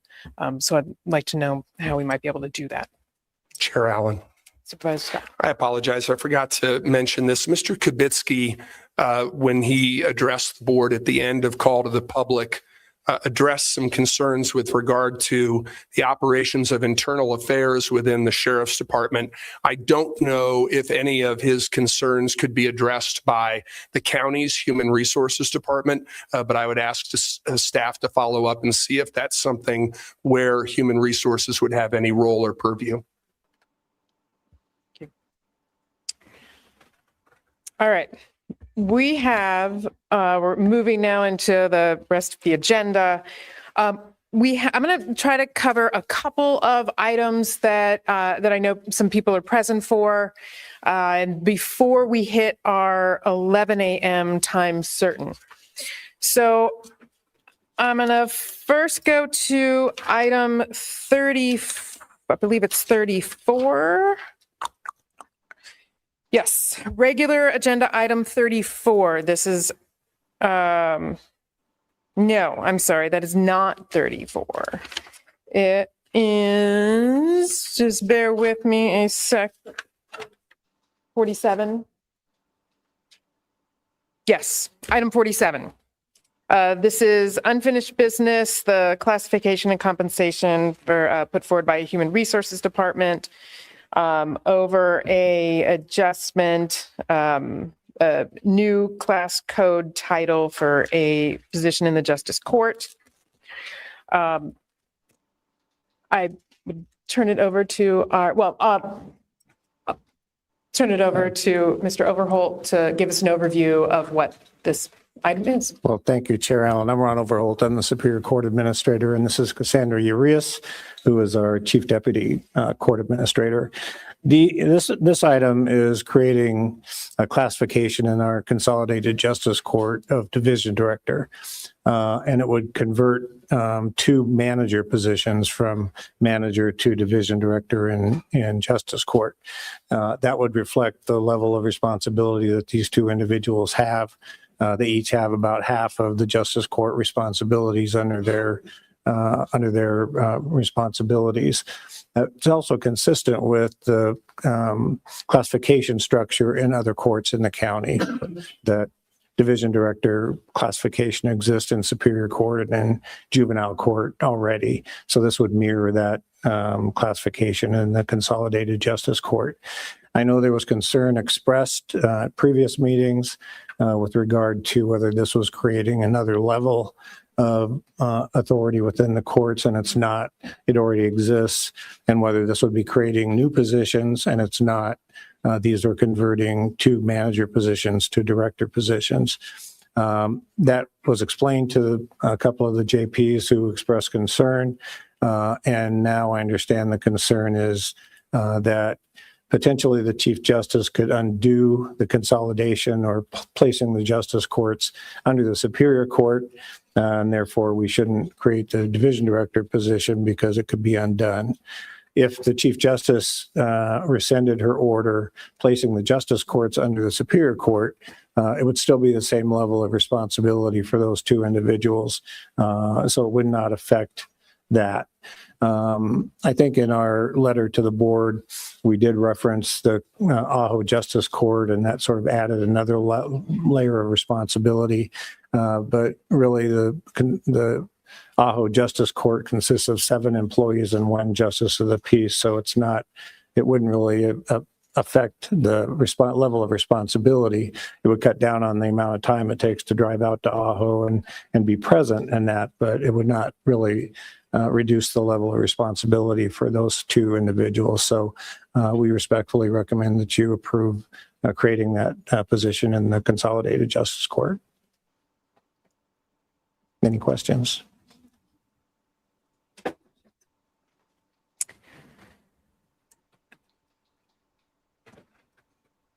I guess, I've struggled a little bit kind of with this item, somewhat because I think back to my 8th grade civics, and we're taught that there is this very hard line between the legislative, judicial, and the executive. Then there's this, what I've realized in this role is that there's some blurriness to that, right? And that the budget for the courts is in here, human resources in the courts is within the county, so there's some gray area in that. I guess I've heard from the Ajo Justice Court concerns about this, and particularly from the recent administrative order that has extended from the state Supreme Court and putting Superior Court increased involvement in the Justice Court. So I guess my question, if you could just talk a little bit more to allay some of my concern about whether if indeed this reclassification is done, that there is an end game, right, to kind of getting restoring the independence of the Ajo Justice Court, and if in those positions will kind of step back and let them move forward. Is there some mile markers or some metrics of which are trying to be hit so that the court goes back to some independence, and then perhaps there may or may not be a need for these positions in this reclassified role? Mm-hmm. Well, actually, the positions are in the Consolidated Justice Court downtown, so that's for the 7 justices of the peace that are there. I think the Chief Justice is looking for an opportunity to have the independence of the Ajo Court returned. What those metrics would be are really up to her. I can only speak to, we've been ordered to provide level of service to Ajo Justice Court, and that's what we're trying to do. If Justice Court in Ajo was removed from the authority of the Superior Court, these 2 positions would still have roughly 50 employees reporting to them and have a level of responsibility that would warrant the division director position. The Chief Justice took the action on Ajo in December, really trying to be responsive to Justice Williams in the process, that her court administrator wasn't present. Justice Williams was seeking help from Human Services in the county, was trying to do payroll, was trying to figure out how to run the administration of the court that she was not familiar with. And so what has to happen in terms of the Chief Justice's decision about where the authority for administration is really up to her, and when she feels like the Ajo Justice Court is capable of running itself again. Thank you. You're welcome. Supervisor Kano. Thank you, Chair Ellen, and it's a pleasure to see both of you. Mr. Overholt, I want to thank you for coming today, and I sympathize with both parties and the frustration that I'm sure you've experienced, particularly in Ajo. It is important that we seek continued mediation so that we can come to an understanding where both parties can feel heard. That is the District 5's goal in all of this. Certainly, I anticipate that it is a shared goal of all parties. My patience is getting limited because this has also gotten the attention of the legislature. And legislative action has also gotten the interest of both parties. And when that's happening, it tells me that we need a mediator to come into this. And so I encourage the judicial system to figure out how we can come together, move forward, honor those who want to ensure the administration of the court is upheld, and also honor the integrity of those who are elected to those roles. I'm always going to be advocating for additional resources to all of our justice courts.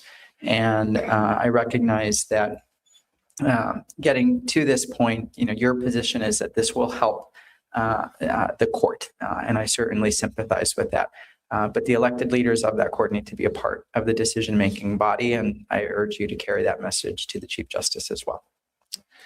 Chair Allen and Supervisor Kano, we agree 100%. And the concept of mediation has been discussed with Judge Williams and with Judge Pesqueda and the court administrator at Ajo, and we'll continue to pursue that and see where we want to resolve this as well. Chair Allen. Supervisor Scott. I agree with sentiments expressed by my colleague from District 5 that the situation with Ajo Justice Court needs to be resolved. But given that the item before us, item number 47, deals with the consolidated court and that it is unfinished business from one of our meetings in February, I will go ahead and move item number 47. Second. Seconded by Supervisor Hines. Discussion.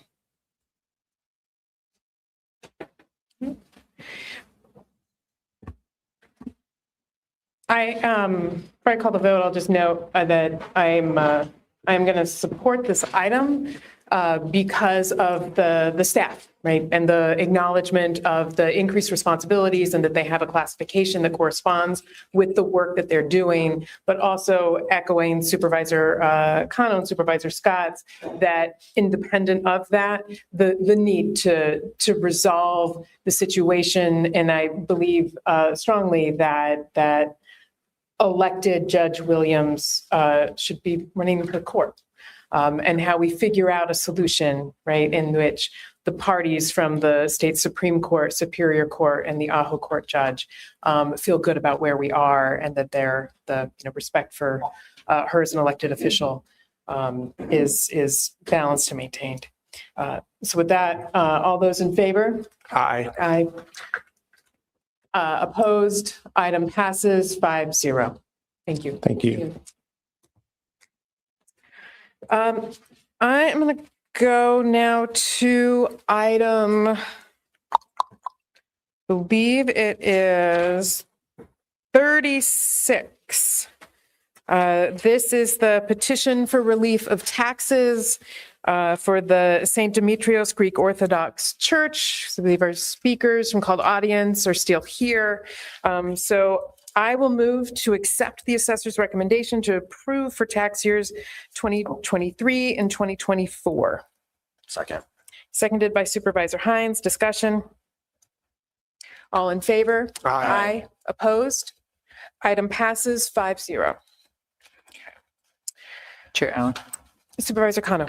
are we going to consider 35? Or can we while we're at it? Yes. I move to approve item number 35. Second. Seconded by Supervisor Hines. Discussion. And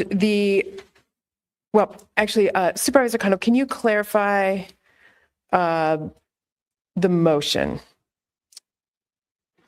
Because there is the assessor's recommendation, which was to deny the petition for 2018, but approve for tax years 2019 through 2024. Why don't I withdraw my motion and I'll get back to you on, and we'll consider it at a later time in the meeting. Okay. Thanks. All right. Will do. All right. I will try as much as possible to kind of keep going back to order of starting sort of towards the beginning of the agenda and working our way through and then injecting things as we need to for time certains, which would then put us at item number 30. Yes. Oh, Supervisor Kano. Well, we have the Chair Allen, while we have the court administrator here, might we consider under the county administrator approval of number 34? Yes. This is item 34, approval of additional judges for Superior Court Resolution 2026-15. I will turn to Mr. Overholt. And Chair Allen, I'll move the item. Second. Seconded by Supervisor Hines. It's for discussion. Mr. Overholt. Thank you, Chair Allen. There's a state statute that provides that for every 30,000 residents of a county, that county is eligible for a Superior Court judgeship. We currently have 30 Superior Court judgeships in Pima County. Based on our latest population, census population, we would be eligible for 6 additional Superior Court judgeships. So the process is the Board of Supervisors, should you decide to, would petition the governor to create those additional positions, and then she would make those appointments to the Superior Court. We have judicial officer positions called commissioners. That we would be able to convert those and eliminate those positions through attrition. If it's determined on the caseload that we have too many judges, which would be a problem I've never seen, but it could happen. So we could downsize on the commissioner side and upside on the Superior Court judge side. The advantage of having Superior Court judges is they can hear any type of matter regardless of jurisdiction within the Superior Court. So family, juvenile, criminal, civil, probate. Commissioners are pretty much limited to family and juvenile court and probate. So we would have more flexibility with Superior Court judges. The additional advantage to the county is that the state pays for half of a Superior Court judge position, and the county pays 100% of the commissioner position. So it would actually reduce the cost for judicial positions in our county. Thank you. The Superior Court 100% supports this effort. Chair Allen. Supervisor Scott. The board has a memorandum from the county administrator dated March 16, 2026 that's attached to this item. And on the first paragraph, page 3, in the middle of that paragraph, it says, there are currently 18 court commissioners who manage specific caseloads to reduce the workload of judges.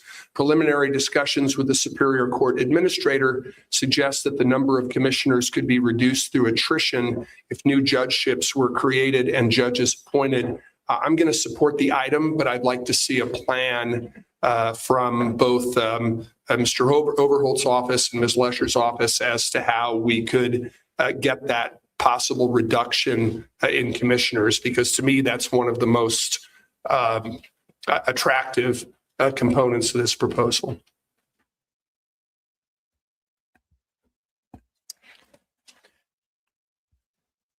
Supervisor Kano and then Supervisor Hines. Thanks, Chair Allen. I want to thank the county administrator for working with our Superior Court leadership to bring this recommendation to the board. For comparison, Maricopa County has 98 Superior Court justices. It's our largest county. The second largest, Pima County, has 30. Other counties throughout Arizona over the last several years have used a similar petition to the governor to request additional judgeships, Yavapai and Mojave. I firmly believe that this action will help save taxpayer resources and, most importantly, ensure that we are able to process cases in a timely manner and that our Superior Court has the resources needed to ensure justice throughout our community. Any person who comes to these Board of Supervisors meetings on a Tuesday will see the line outside of our Superior Court. It goes to show you that there are a lot of people going into that hearing room, and more judges will be a good thing so that we can ensure justice throughout Pima County. So I thank the administrator and the presiding judge and the administrator of the Superior Court for this item. Supervisor Hines. Thank you, Chair Allen. And I would just like to thank Supervisor Cano for bringing this forward. I think this is a really great idea, and I wish I had thought of it. So good work. I think this is going to be good for a variety of reasons. And I did have the privilege of speaking with a couple of different judges in the Superior Court, and they are also very enthusiastically in support of this. With regard to the commissioners, my understanding is most of them would be eligible to apply to become the Superior Court judges we're talking about. So it might not necessarily be just, pushing people out the door, but a lot of them would be eligible and possibly interested in applying for these 6 spots if the governor agrees. Yes, Chair Allen and Supervisor Hines, that's correct. Whenever there's an opening on the Superior Court for a judgeship, we generally see some of our commissioners or judge pro tems that apply for those, and they've been appointed in the past. And I think that could be a part of the plan the Supervisor Scott raised in terms of how do we do this that sort of matches up. We get judgeships, but we're going to convert commissioner positions through attrition. And so the timing of that and when the governor appoints the judgeships and when commissioners are ready to exit is going to be a tricky thing that we're going to have to work with closely with Ms. Lesher and come up with the plan. There's a reason of the adage that justice delayed is justice denied, right? So as much as we can minimize the delays so we can extend and protect people's access to justice, the better. I do have a question following up from Supervisor Scott's request, is whether or not that means that we need to amend Resolution 2026-15 to reflect that request, or does the resolution still stand on its own as is? Chair Allen, I believe the resolution stands as is because it is the petition to the court, to the governor to create the positions, and we can work on the ministerial components separately. Okay, great. There are no further questions. All those in favor of resolution number 2026-15? Aye. Okay, aye. Opposed? Resolution passes 5-0. Thank you very much. And thank you for your courtesy taking us out of order. Appreciate it. Chair Allen. Supervisor Scott. I know we have a time certain item at 11 and then another time certain item at 11:30. But I know we also have both members of the community and staff who are interested in items 17, 19, and 24. 17. Thank you for doing that. All right, let's go to them then in that order. Item number 7. Oh, wait. Okay, so 17 is a hearing. And we have 2 speakers. Oh, all right, we got 5 speakers. So this is item 17. It's a hearing for liquor license for Solana Guest Ranch and Spanish Villas. I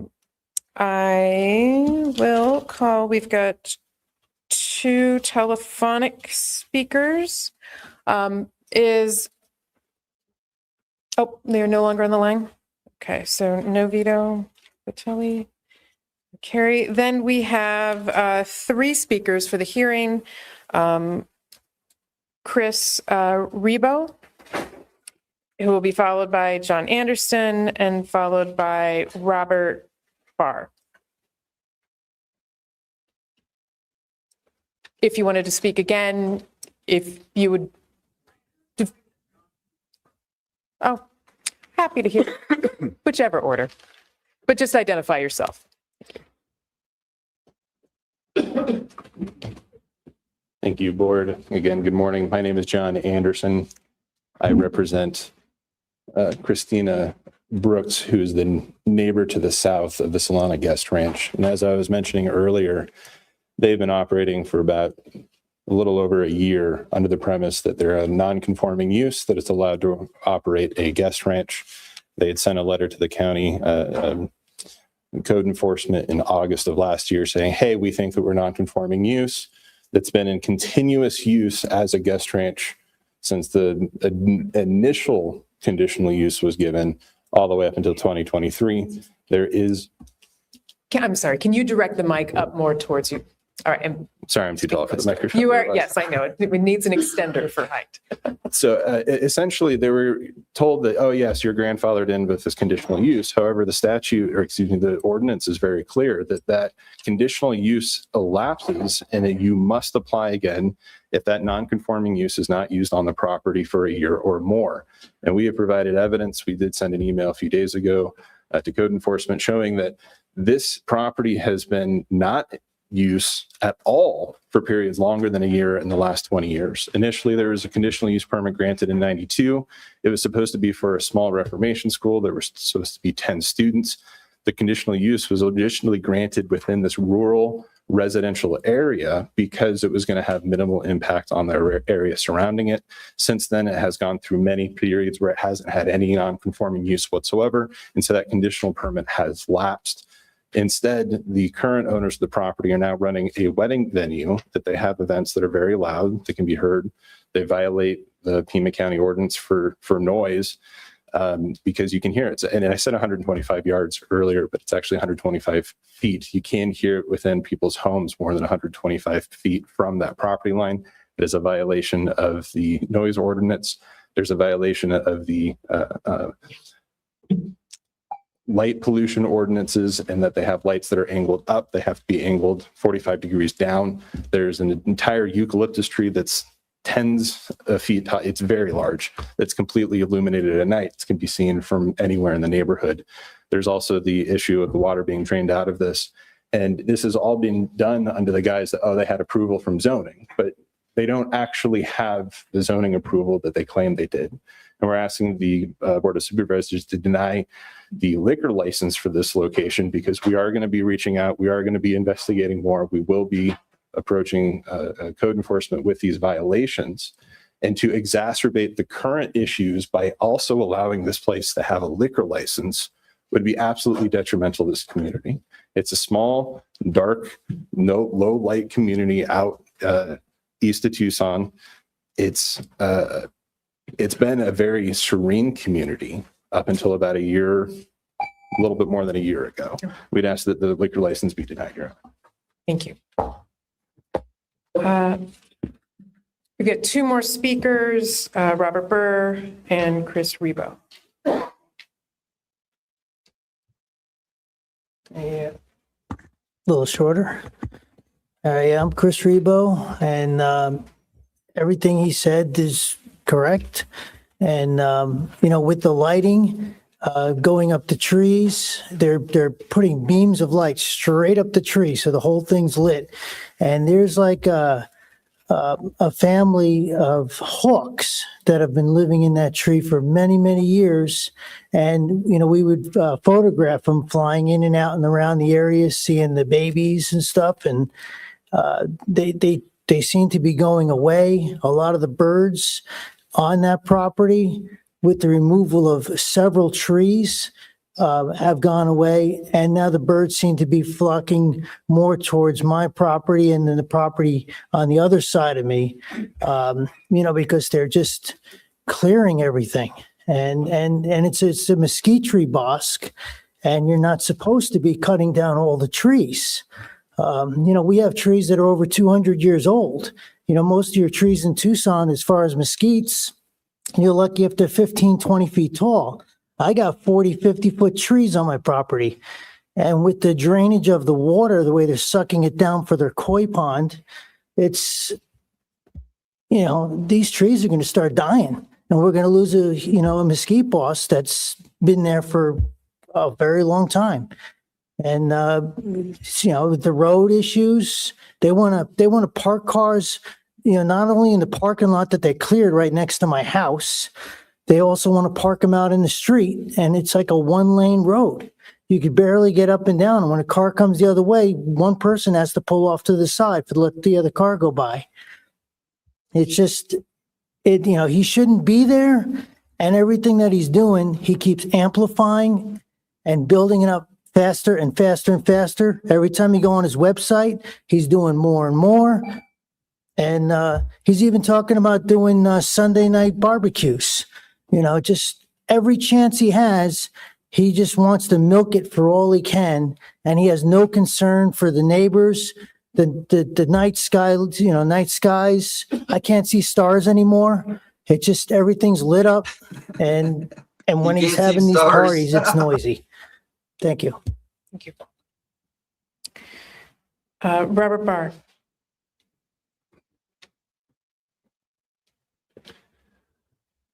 Thank you again for letting me speak. And I hate to beat a dead horse, and you've already heard quite a bit, but I want to pull at your heart a little bit and kind of tug on that as a resident of Pima County, as property owners like you probably are, and family. And, if they're telling the county it's a drainage reservoir, but it's already filled with fish, it's not a drainage reservoir, it's a lie. Right? It's a trick. It's trying to manipulate the system. If they're saying that it was always a guest ranch, but I've lived there for 10 years, I know it's been vacant most of that time. I know they were growing some sort of plant there at some point before that. I know it's not been a guest ranch. So if they're using that as an excuse, it's a trick. It's a lie. And it's trying to manipulate, and I get it. I'm a business guy. I'm not trying to prevent business or entrepreneurship, but this is a residential area. And as I mentioned earlier, the street is narrow. Kids play on that street. They go up and down the street. How are we going to drive in and out of the area? And, everything that you can imagine as a family living in a house with cars flying back and forth and potentially people who are drinking, nobody wants that. Nobody would look at that. And I think if you lived there, you drove there, you'd be like, yeah, I wouldn't want this if I lived on this part of the street either, right? We bought houses there to raise our families. As I mentioned, I have 12. 2 have already moved out. I have 10 that are there now. And we intend on living there until the 3-year-old moves out too. Again, I'm not trying to go against entrepreneurship, but this was a bad move on their part. And they're doing it by manipulating the system and kind of tricking it. At least that's the way it appears to me. On the environmental side, absolutely. As I mentioned earlier, my wife was in the shower last week when it turned off. And then it waited a while and then turned back on. We can see the trees starting to suffer. It's obvious when you live in an area where there's a lot of trees, which is pretty amazing where we live, right? I mean, Tucson doesn't normally have the bosky area like we have, but it also means we can quickly see change. I can see that the owl that we used to see once or twice a week, all of a sudden we're not seeing the owl flying around. We're not seeing the same birds that have been there in the past. So I don't know why they even built this business there. It doesn't make sense to me. Putting a liquor license in the middle of a place with a liquor license in the middle of a residential area, nobody would ever think that that was okay. I don't know why they tried. It just doesn't seem to make sense to me. So I just encourage that you guys look at, consider studies that get to the truth. Thank you. Thank you. Are there any other speakers for the item? Okay. So with that, I will close the hearing. And Madam Chair? Supervisor Christie, please. Let's go, Steve. I'm sorry, you could go ahead with what you were closing. No, just closing the item. Go right ahead. Good timing. For purposes of discussion, I'd like to move the item. For discussion, second. Seconded by Supervisor Hines. Discussion. Thank you, Madam Chair. I'm listening to the individual speaking, and I'm concerned and in sort of wonderment why a liquor license would trigger all of these development services department complaints that we've never heard about. At this point, I would like to ask a representative from Development Services what the liquor license in all of it entails in the whole process of developing this business. I know there are a lot of ramifications that you have to comply with in order to obtain a liquor license. And I think it would be helpful if we have an assessment and a report from Development Services. Thank you, Madam Chair. Mr. Driscowski is here and can speak to some of the zoning issues related to this property.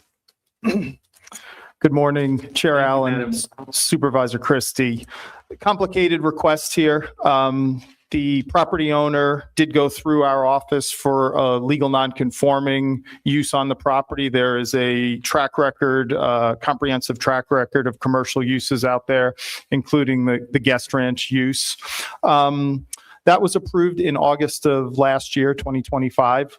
Since that time, I have not been out to the site, but I have heard, what we have heard today is that there's been some work done. A check of permits right here at my desk shows no permits have been approved for.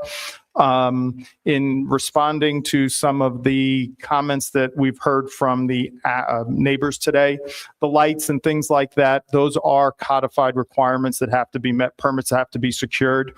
So we can investigate some of those. I can take that back to my team at Development Services and work closely with code enforcement to investigate those. The liquor license is for the hotel use, which is the most similar type of use compared to what a guest ranch was approved for back in the day. Those were the guest ranches, Tankerverde guest ranch, things like that.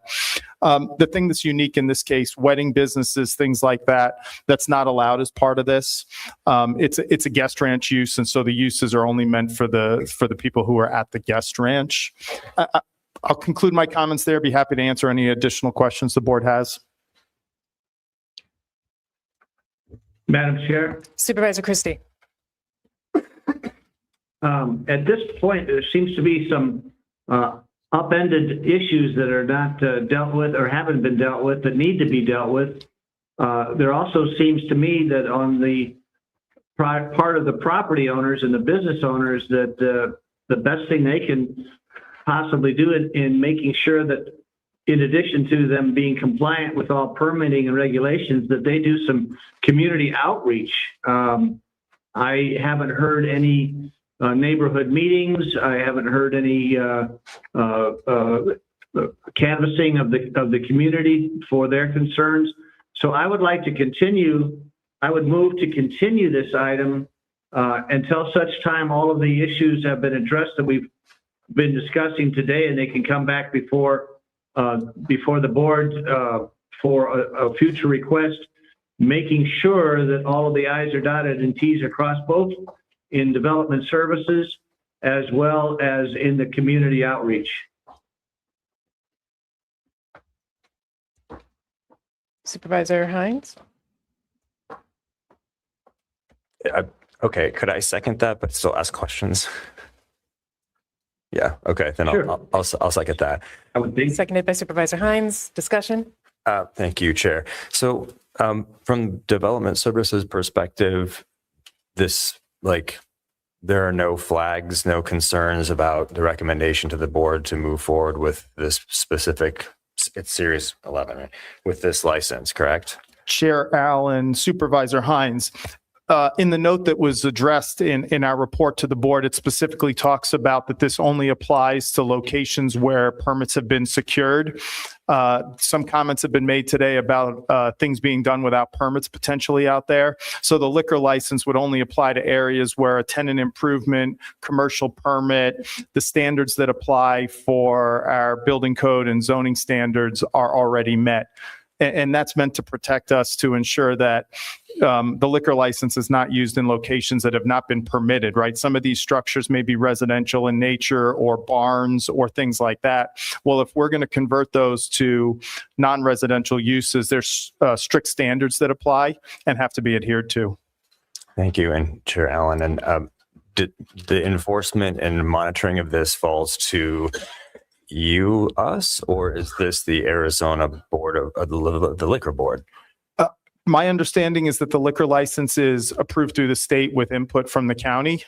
In regards to the code enforcement complaints, the lighting, the koi pond, buildings that were constructed or adjusted without permits, that falls under our team at code enforcement in DEQ, and I'll work with them directly on that.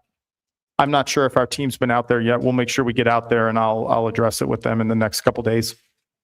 Okay, thank you.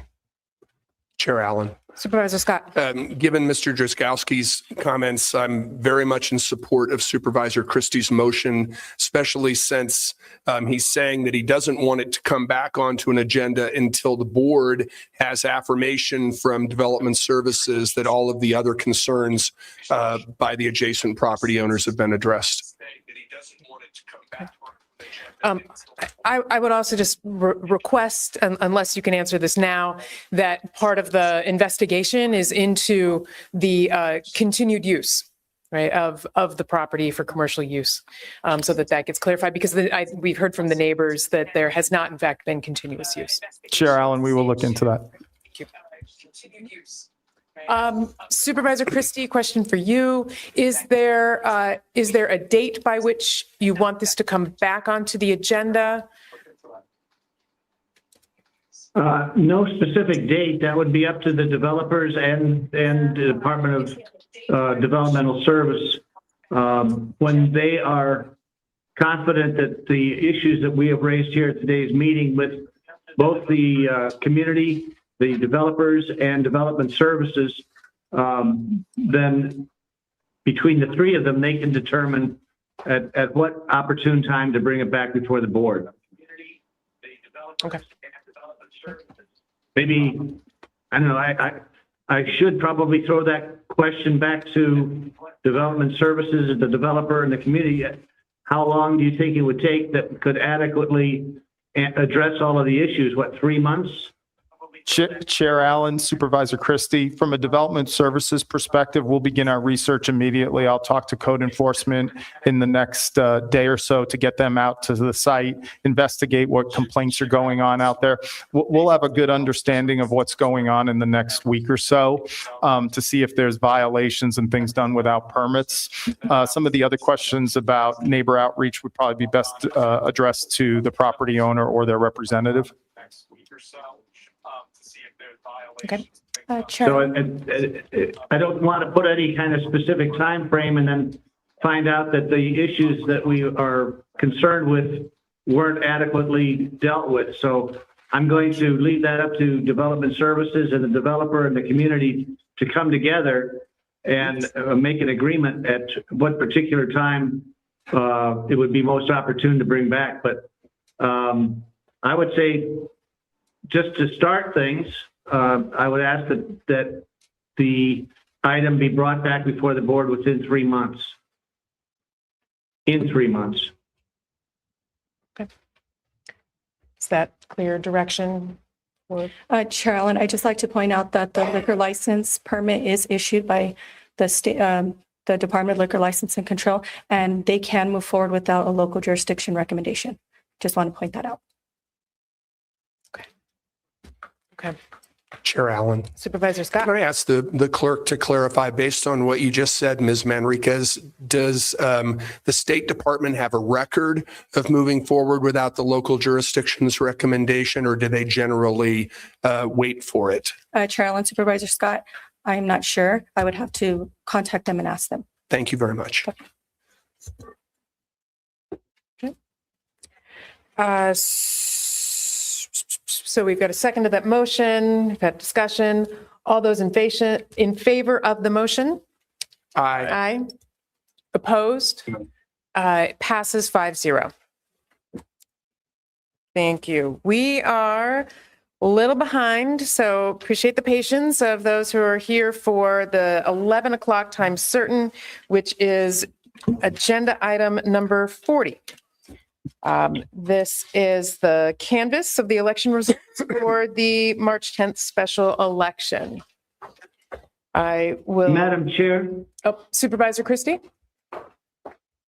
May I just suggest something that we merge number 40 with the, of course, 40 is the canvas of the special election. Could we add addendum item number 6 that deal with it at the same time? I believe we can. I'm assuming those are 6 is that you had some questions. And we can integrate Yes, those questions. and just basically statements or areas to bring before both the recorder and the Department of Elections Director. And Can I ask could you just one quick? basically synopsize them. Okay. And before we get into it, I just want one question. In so doing, we also have an 11:30 time certain, so that's 15 minutes. Will combining these two items? I'll be quick. Okay. All right.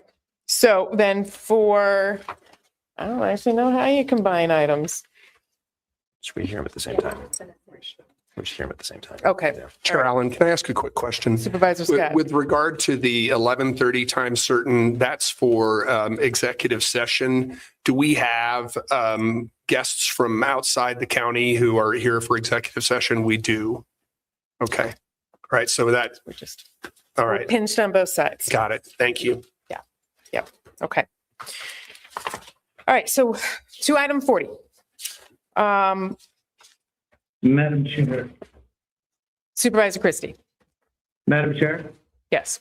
Thank you. I would like to move that we approve the canvass of the special election as so stated on the item. Second. Seconded by Supervisor Hines. Discussion.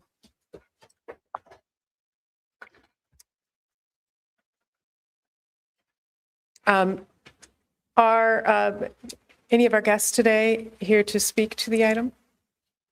Or just? All right. Okay. Madam Chair, Supervisor Kano. want to make very brief comments thanking our elections and recorders team for their diligent work in this election. Their work always is stellar, and of course want to thank hours they put into this successful election.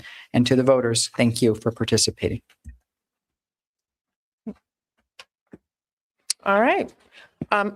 All those in favor? Aye. Aye. Opposed?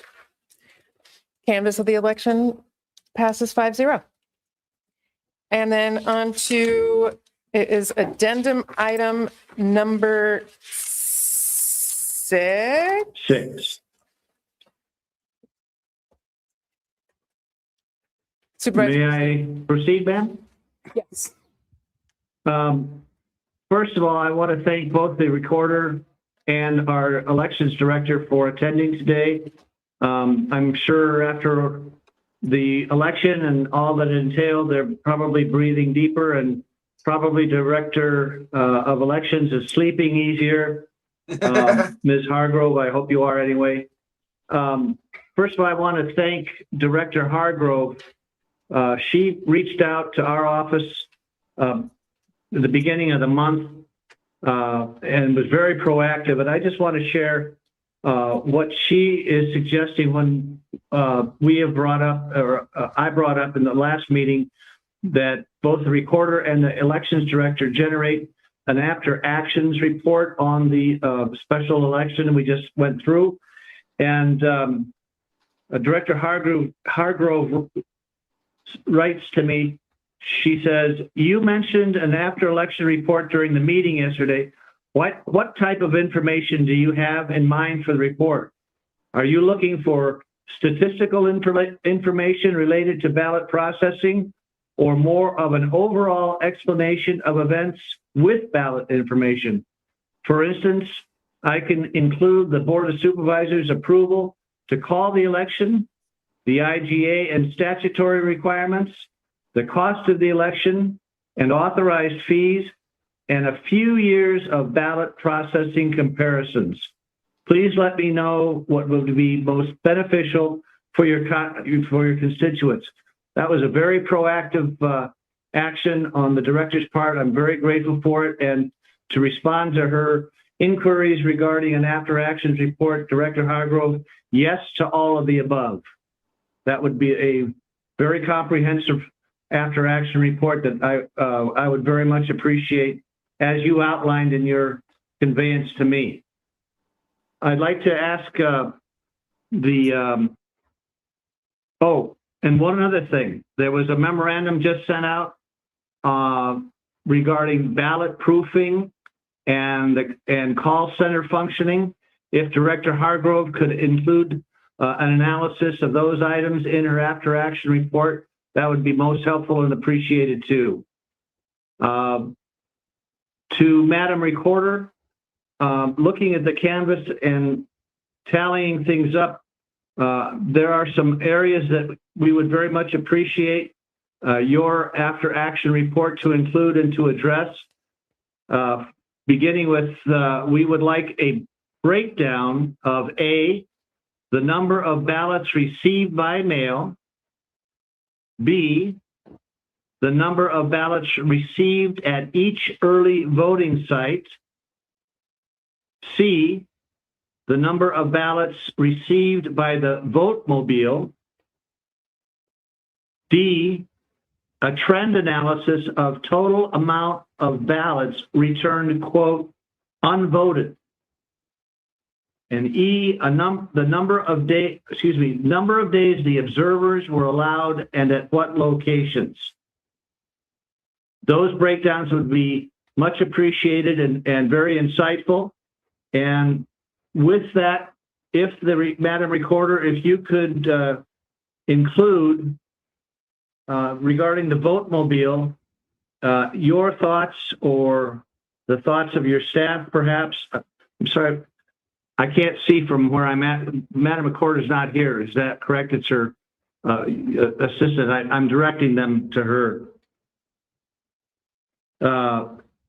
If you could include regarding the vote mobile opportunities as you assess them for improvement and an in-depth report of its intended use in the future, its functionality, its equipment, its staffing, and further utilization.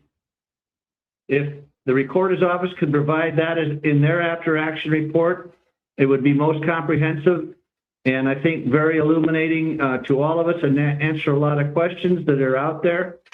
And as far as timing, I would ask both the Recorder's Office and the Elections Director to determine at this point, would a month from now or next month at one of the meetings, how soon could these after action reports be compiled?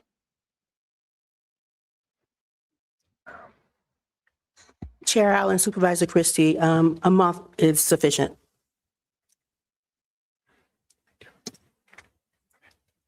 And that was Director Hargrove, I believe? Indeed it was. And from the Elections Department, or excuse me, the Recorder's Office? Supervisor Christie, the Recorder's Office can also provide that information within a month. Within a month, that would be fine from our standpoint and very much appreciated. And I think I gave you 5 minutes cushion, Madam Chair. All right. One quick thing. Thank you. Supervisor Hines. Thank you. I just wanted to acknowledge the immediate past chair of the RTA board, Mayor Winfield, who is with us today, and as well as Mike Ortega.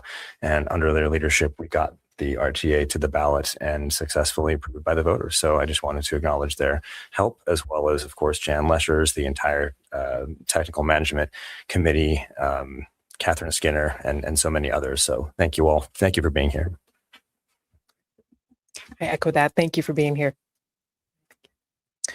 And thank you to our elections leadership for being here as well. But more importantly, for running effective elections. Thank you to all your team members. Okay. That's it for item 6 on the addendum.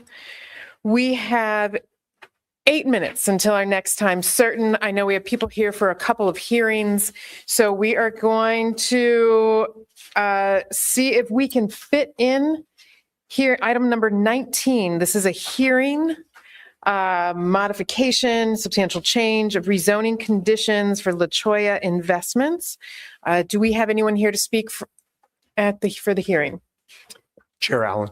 Supervisor Scott. If there are no speakers, I would move to close the public hearing and affirm the recommendation from both staff and the Planning and Zoning Commission to approve subject to original and modified standard and special conditions. I will second. Thank you. Madam Chair, I'm sorry, what item are we on now? This is regular agenda item number 19.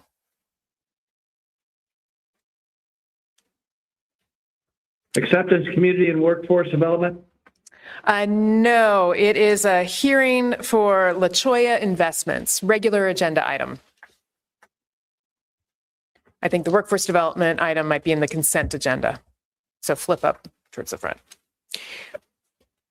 19, yes, I have it. Thank you, Madam Chair. Okay. I do have a question about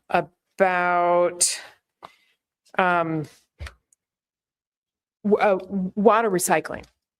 And I am interested in knowing about what, kind of what is currently in place, what could be in place to ensure that car washes, of which we have many and apparently more, and whether it's this one and or future ones, could be in place around requiring the use of recycled water or is capturing water for recycled purposes.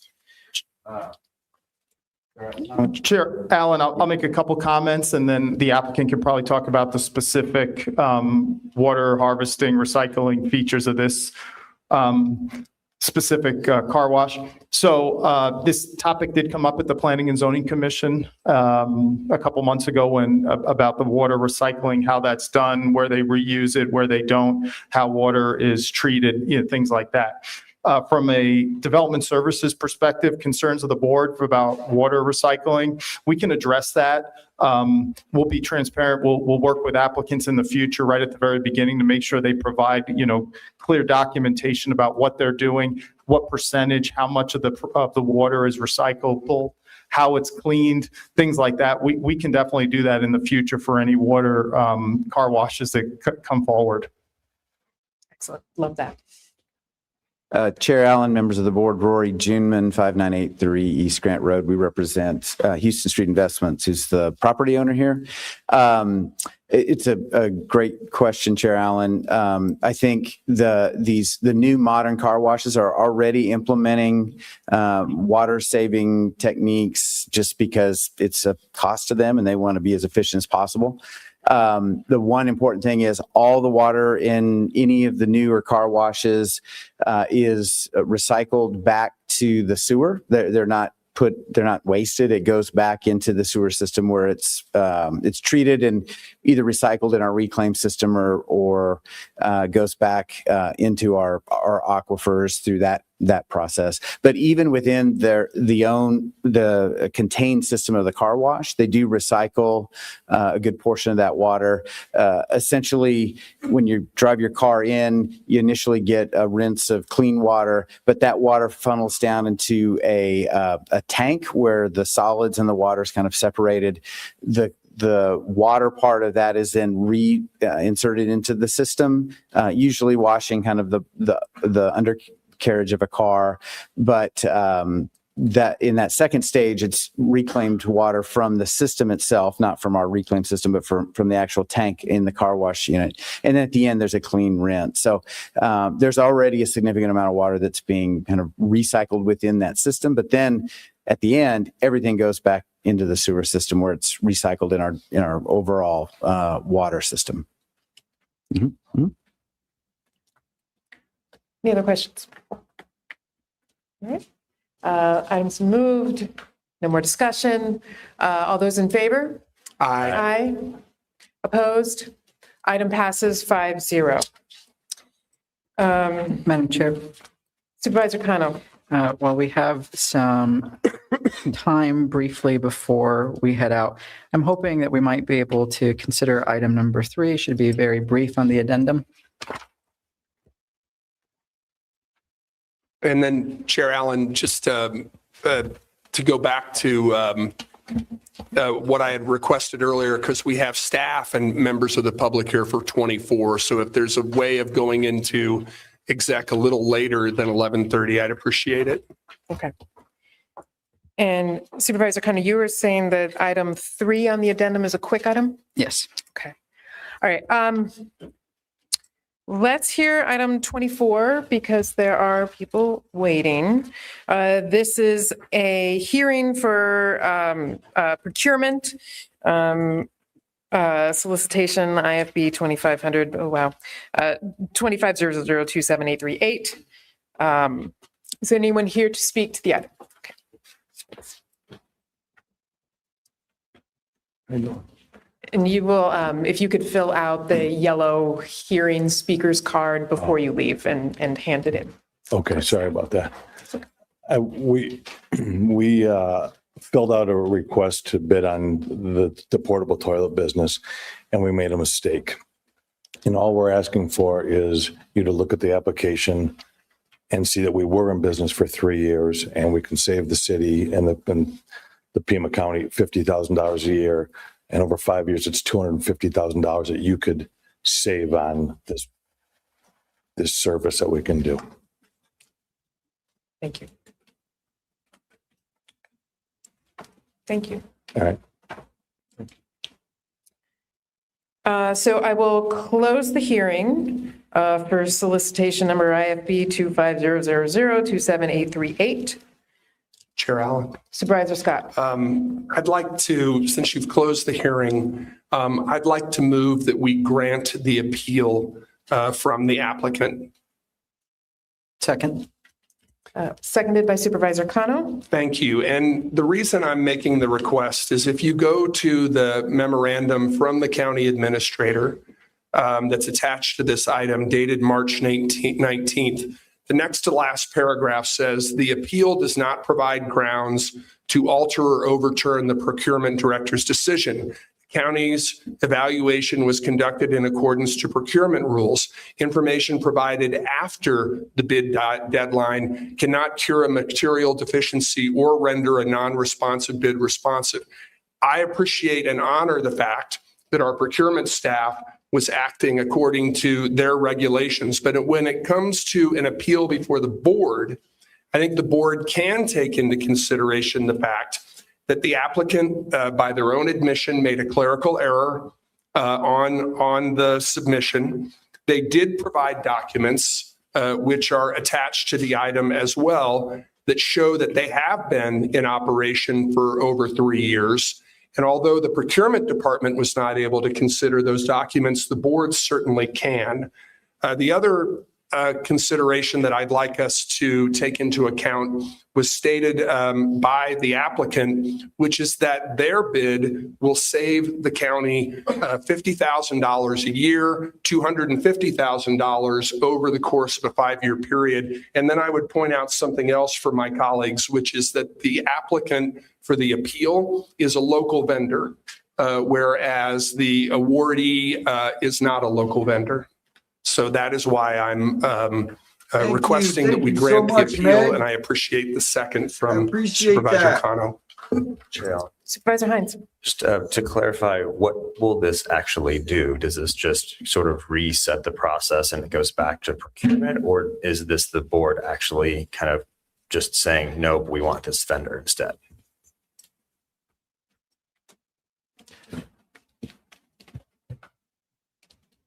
Chair Allen, members of the board, I'd just like to address several facts that have been addressed here. The recommendation, as noted in the information that has been provided, the information provided acknowledges a mistake, and the information submitted where they verify they have been in business for 8 years was submitted after the bid was open and closed.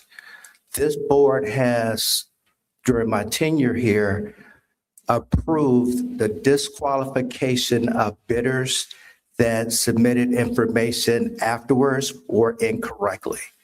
This precedent that we're contemplating does not treat all of the bidders equally and fairly. And so I respectfully ask that this action that is being proposed is not taken so that we can maintain the integrity of treating all bidders fairly. And just a correction also respectfully, both bidders have a local office here in Tucson. I will remind the board that we do not have a local bid preference and that locality cannot be considered in the award. However, both bidders have a local bid preference. Chair Allen. Supervisor Scott. Again, I respect the procurement director's statement and the need for his staff to follow the regulations that they follow. But when it comes to appeals to the board, I think that we have other considerations to take into account.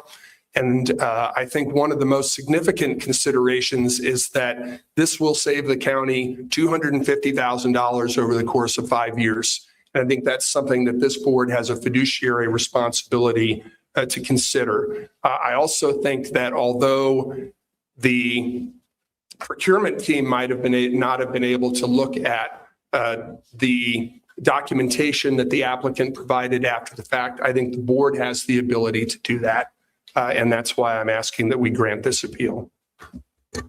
Supervisor Hines. Could staff answer my question though, please, from before?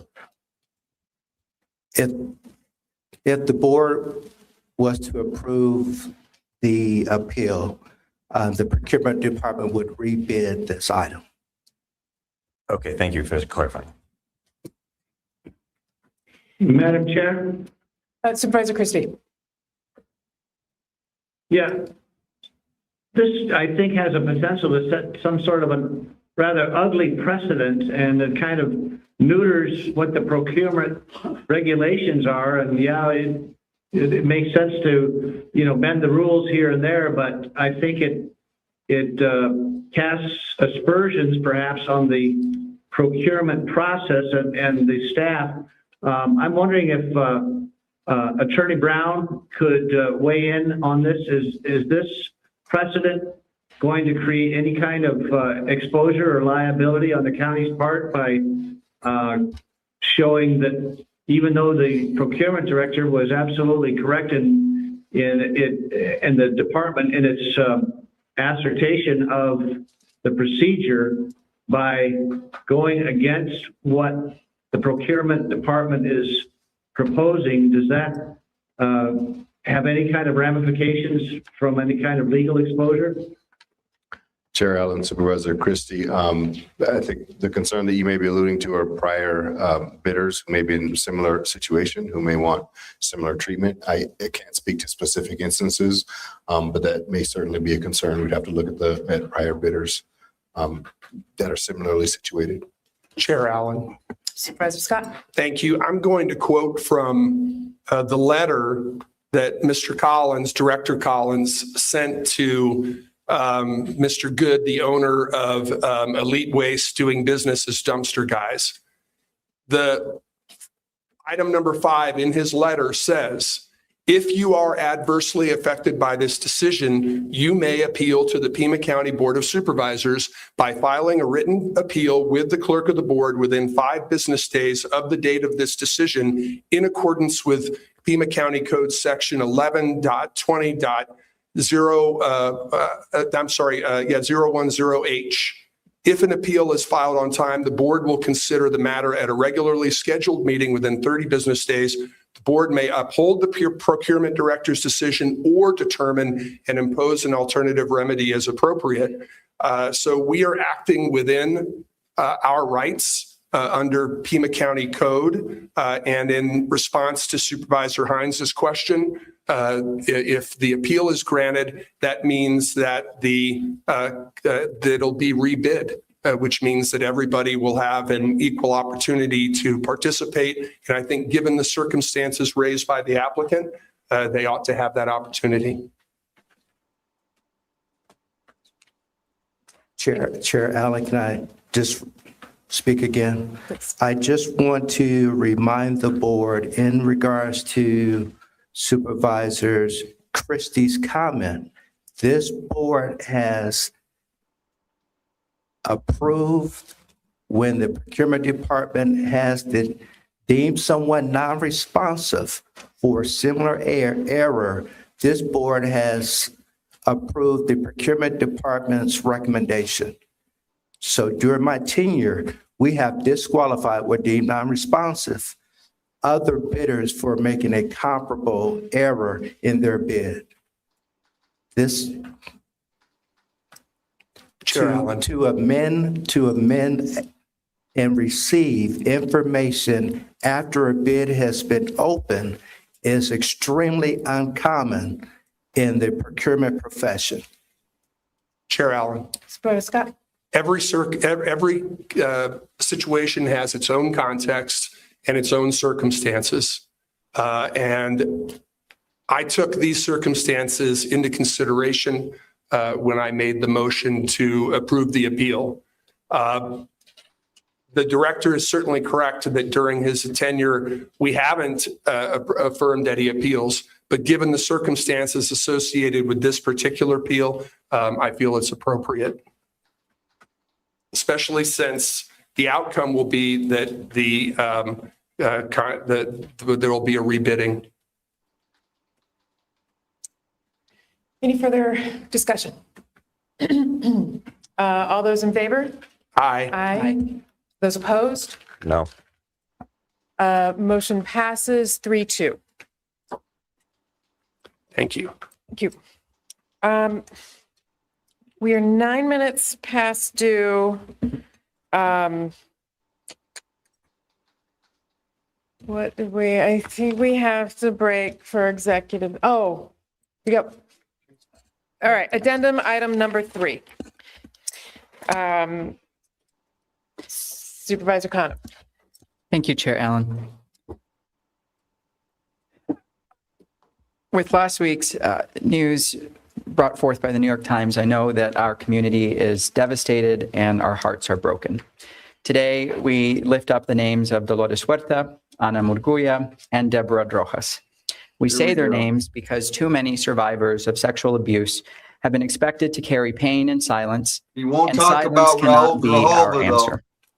This is why Pima County must speak out now. The pain Raul Mr. Chavez Grijalva was caused just these as 3 bad. women is disgraceful and inexcusable, and our community is grieving.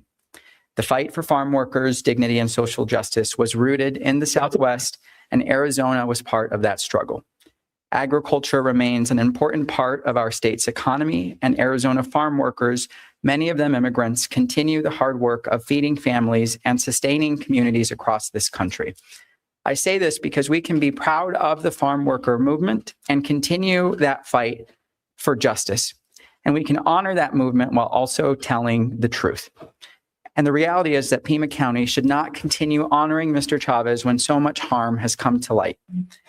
With the approval of this item, the board is sending a message to move forward with the next steps to rename the floating Cesar Chavez County holiday, beginning the process of identifying and removing county assets that bear Mr. Chavez's name or image, and return to this board with recommendations as needed. This is a time for healing, and it is especially a time for men to come out as allies in this fight against silence, and especially against this perpetuation of saying nothing in too many of our communities when sexual abuse happens. And so with deep regret, the District 5 office brought this item forward, and I ask for the board's consideration to approve the item. Second. Seconded by Supervisor Hines. Discussion. You know, I thank you, Supervisor Cano, for bringing this. It is a difficult item in the sense that it's a difficult time, and I think we have our community has been. It's disturbing, unsettling, ground rug pulled out underneath you. I thank the survivors who spoke up. Sexual abuse, sexual harassment should not be tolerated, and whether it is from the White House to Wall Street to social movements, right?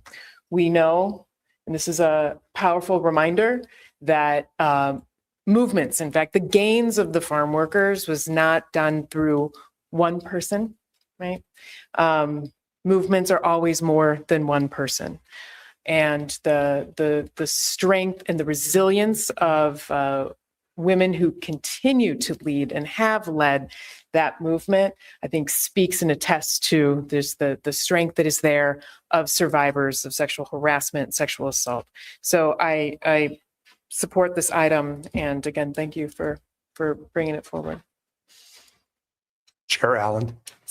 Supervisor Scott. I also want to thank my colleague from District 5 for bringing this item up, because I know that it had to have been painful for him to do so. But we owe it to the victims in this situation, one of whom felt that she had to be silent for 60 years.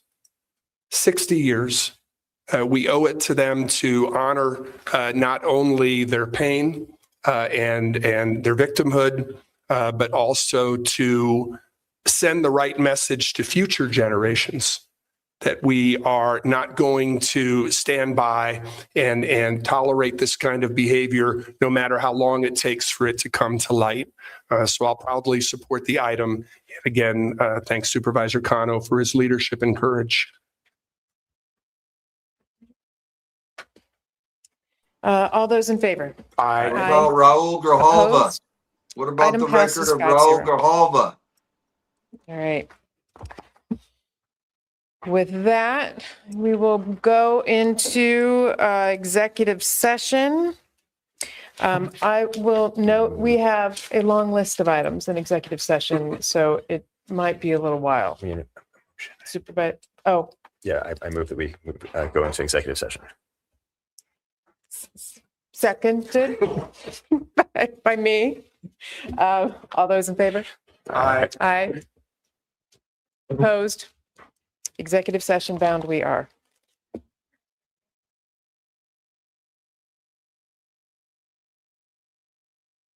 Buddy, thank you. We're gonna do a little summary. Can you guys hear me? I know everybody's been waiting. It was a little confusing. Obviously, can you hear me?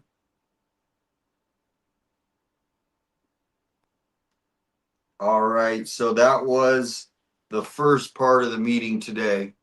If you guys do rewind to like about 1 minute and 30 seconds, you can start to see where they do talk about Nanos right at the start.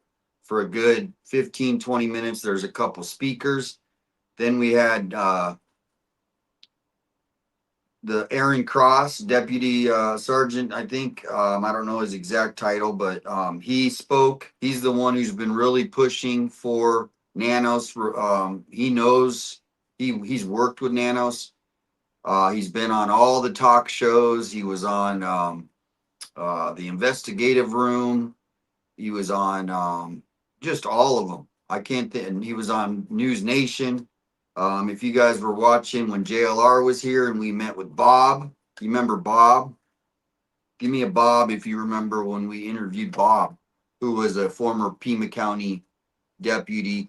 Bob and Aaron Cross, they're friends as far as, you know, they're all in it together because they know what's going on at the sheriff's department with Nanos.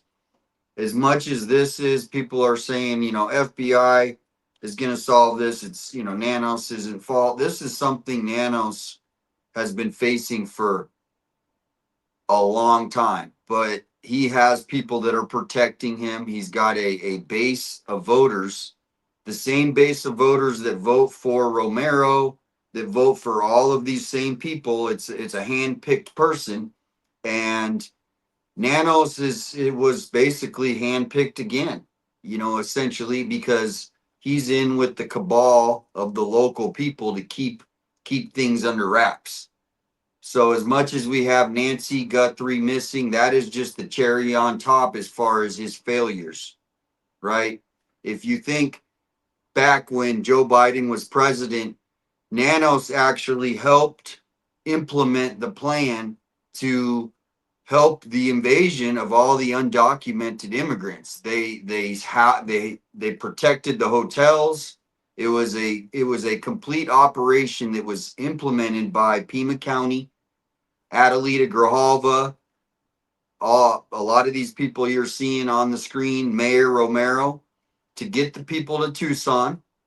And then the sheriff and the Tucson police protected these hotels. They were given, anything they needed. And then they were bused to our airport, and then they were flown all across the nation. So Nanos was basically a guy that wasn't going to speak up. He was going to just go along with Everett. And he looked the other way, even though he knew what was going on. So as much as we have the Nancy Guthrie case, how he's handled it from day one, this is a constant thing we've been dealing with in Pima County. And then the morale in the sheriff's office, if you guys were watching yesterday when we were interviewing the other ex-sheriff, and how everybody basically is at that job. They go to the work scared. If you cross Nanos, you're going to be demoted. You're going to be treated like he's treated everybody. So thank you for tuning in. I mean, I know it's a lot to take in. It's confusing for a lot of people, but here we're hoping to help educate on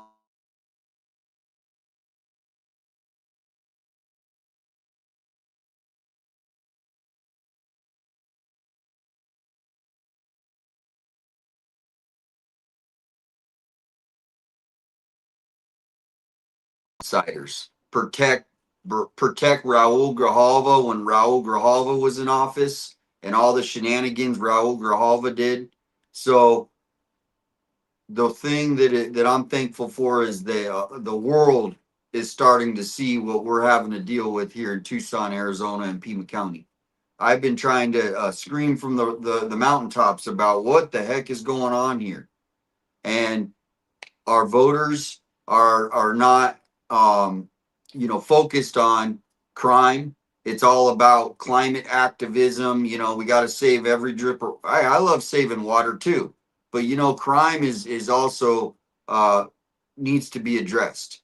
We've had I don't know how many shootings here in Tucson, and so Nanos is kind of being a scapegoat right now for a lot of people in Pima County that act just like Nanos. So as much as Nanos is the main thing right now, the mayor is just as bad, and so is Adelita Grijalva, and they're all connected, including Mark Kelly. You don't see Mark Kelly speaking up, do you? Do you hear anybody speaking up? It's the people that have had enough, and the mayor and all their friends like Lane Santa Cruz. If you guys remember yesterday, I was talking about Lane Santa Cruz. Well, she's the one who puts these ideas to the mayor, and the mayor accepts them. We just had our first Democrat socialist elected in Tucson. So as much as Nanos is the target right now, this is also a bigger thing that needs to be addressed here in Tucson as far as what's going on the streets. So we're going to end it right now. I didn't see a lot of the comments, but thank you. Everybody, let me read some of these comments.